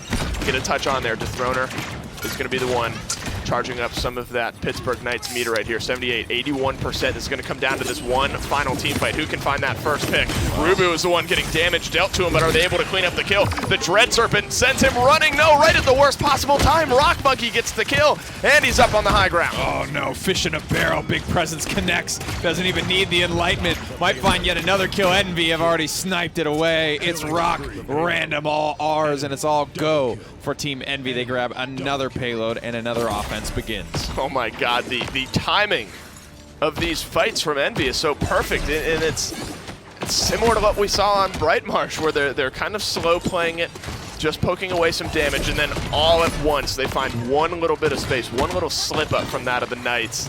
They capitalize to the effect of 2 double kills and point number 2. There it is, a quick little dive from Ricotta. Some knives will make quick work of Rock Monkey. And I have to say, it's working, but it's a little bit weird how much they're diving Ricotta in the backline. Normally you see this onto like a Leon or somebody who can't really run away. Maeve, in a single rotation of cooldowns, might be the character that could cover the most horizontal ground in Paladin. So it's weird to me that they're, like I said, it's working, but it still doesn't make a lot of sense as to why it's working, because I feel like you dive this character and she just leaves. It's been interesting as well to kind of watch the balance where the Knights are dominating on defense, but just can't get anything going in those mid-fights. They were close. It was a very close percentage-wise mid-fight. Wait. Oh, Wait, I didn't even realize it. He did it again. Oh my God, I wasn't watching the payload. I was watching the fight in the middle. Oh my God. I can't believe I missed that. Random Noob, you monster. He does it again. That could be the dagger. Shame on me. I wasn't watching the payload meter at the top. I was just watching them trade. Good Lord, Random Noob. He does it again. I mean, Look at this. He's so... This is a backdoor from like 50%, man. This is a long backdoor. And he just, you know, bumper jumpers it, pushes himself right along. Well, that's why Envy are losing the fight, because they're purposefully dying. They don't want to get any kills. Take a bow, baby. Oh my God, Random Noob. He does it again. He does it again. 2 in 1 set. The whole time I'm thinking there's no damage from the Eevee, but didn't realize at all that it was because he was on the payload. 2 in 1 set. That's tilting, if nothing else. The Knights have the streaks, but what they don't have are the points on their side. Envy, they could capture this one. They could seal it up. I don't know how you come back from that one. Comeback mechanic has got to do a lot of the heavy lifting here. Obviously, Overpower giving them an early pick is good. 30% and some stemmed bleeding on the objective for Envy might just be better. They've had their time to get their feet back under them, get all 5 members here, but the Knights still have so many ultimates to work with. It's do or die right now. Ricotta's hoping to do with the Midnight coming through. Assert Dominance counters out a little bit. Rubu buys himself some time up top. Rock Monkey, the same spot he was last time, firing down from up above. Payan isn't able to clean up the kill on Rubu. Now he catches all of the shots to the back. How are you going to let Rock Monkey sit up here? Nobody's looking at him. No healing coming through. Envy, they're in such a perfect spot. They could end this set. I mean, I guess they're diving this Maeve so that Rock can do this. That's a very risky rotation, what he does, to get onto the bleachers and to shoot the fish in the barrel like that. Wow. It's wild. I mean, the backdoor is great, but when Rock is let off the leash in these team fights, he just has free reign, and it's very, very difficult to deal with. Outside of getting dove and just dying, Ricotta has a very good game. That's the tough part about it. He's 12-4, 12-5 at the end when Rock gets that final kill. But when you factor in how much attention Envy paid to him, that's a good slash line. Unreal.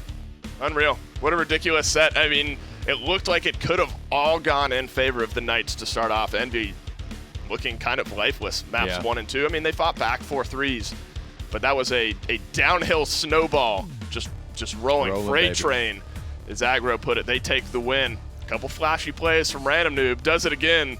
Tricks us out towards the end. I thought they were just trading in the mid, but what they were doing, trading out their lives. What a set from Envy. Sneaky, sneaky Paul. He gets 2 backdoors in this set. Obviously, nothing to gain or lose for the MSI, but overall, we talk a lot about, remember these records carry over. They're not going to reset after this big tournament in the middle of the season. Everything matters in terms of the scope of the World Championship and setting yourself up to qualify and be seeded well in that tournament. I think there's some good to take away from the Knights, though. I mean, if you really look back at how you performed in games 1 and 2, the drafts look good. You played your compositions well. Clawing back even some wins. You look at that Ice Mines game on paper, Envy maybe should win towards the end, but the Knights end up taking that one. But Envy, they end up taking the entire day. 13 games later, I'm done here. Let's send it back to the desk. Oh, Dave, don't worry. You'll be right here soon enough on the desk with me. But that's for the last set of the day. We're not done yet, but Envy certainly done with the Pittsburgh Knights. I mean, they lose the first 2 in close fashion, 4-3, 4-3, and then they really just put the foot down and win the set. Yeah. And I think random noob backdooring 2 times in 2 games is where your mind should be, and that's kind of how the Knights are probably feeling, is just like, oh, that happened. Yeah. Twice. Yeah, we're going to, if I'm on the Knights, I think I'm getting back capped in my sleep tonight. It's like the nightmares. Wake up in a cold sweat, like, random's back there. Someone check the payload. I mean, he might be there. I mean, look, he only does 48k damage. It's really not that much. You look at what Payan was putting out, 73k. Rock Monkey, of course, had a bunch on the Leon at 11 and 5. Yeah. But random noobs, the scoreline doesn't jump out at you, but when you add in that back cap, and this one was a long back cap, too. I mean, he was emoting. Yeah. He was just chilling.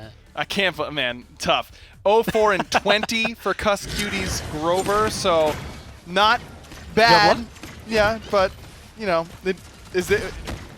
hard to say. The memes aren't fun when it's you went 0 and 4, like the 20 was the assists. Yeah, it's close. Not as good. So close, but not quite there. Rock Monkey on this Leon was certainly there for this Team Envy squad. He was impressive on this Leon, and we've only seen Leon a couple times today, Gore, but she's been looking pretty strong by my estimation. And it's kind of weird to see that she's been like, not hit or miss. She's been very, very good every single time, but she's not picked up every single time. Like, she's very, very niche right now, which is kind of, again, like, I want to say opposite of what it was the beginning of the split. Like, the beginning of the split, if you saw any game that didn't have Cassie and Leon in it, something was just drastically wrong or they were banned. Now, when you don't see Leon, that's like normal, and when she comes through and does well, it's like, oh, hey! What a nice she little can surprise. still do it. Yeah, she still got it in the back pocket for sure. Envy certainly still have it, but those 2 games they lose are important, Gore, on their plus-minus. And that's, again, the biggest thing is when you're looking at this, they win this set. Everyone kind of expected them to win this set, but everyone expected a 4-0, not a 4-2. Sure. And with the 3-way tie, I think if it's 2-way, we go like the standings head-to-head, then map differential. Sure. 3-way, those last 2 swap. It goes map differential first, so it will impact them depending on how things go.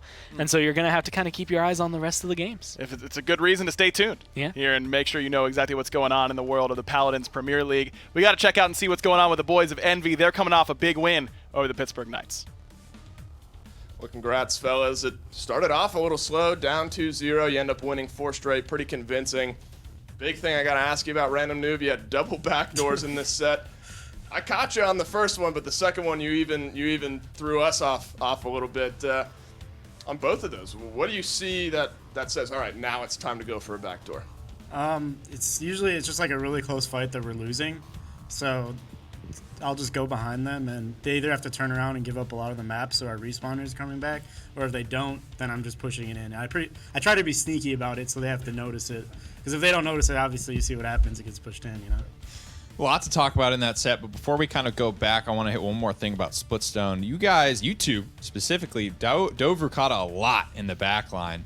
For me, I was like, this is a character with a lot of mobility that feels like she can just walk away. Why was it so important that you guys dive Rucata? Was it to keep Rock safe or what? It wasn't really about diving Rucata. It was more about taking away their high ground and kind of getting them to concave and stone. That way it's a lot easier for us to deal with them. We have like multiple angles on them, and it's good to take away that part of the map from them. Also, he's away from the Grover, which when you're playing against a Grover, you want to shoot the other people that aren't near him, because he's not healing the people that are away from him, right? Sure. And earlier on in this set, obviously you lost the first 2 maps. What did that kind of do to y'all's mentality, and how did you bounce back from those early 2 losses? I thought Timber was mostly my fault. I missed 2 Connells, so I was pretty upset about it.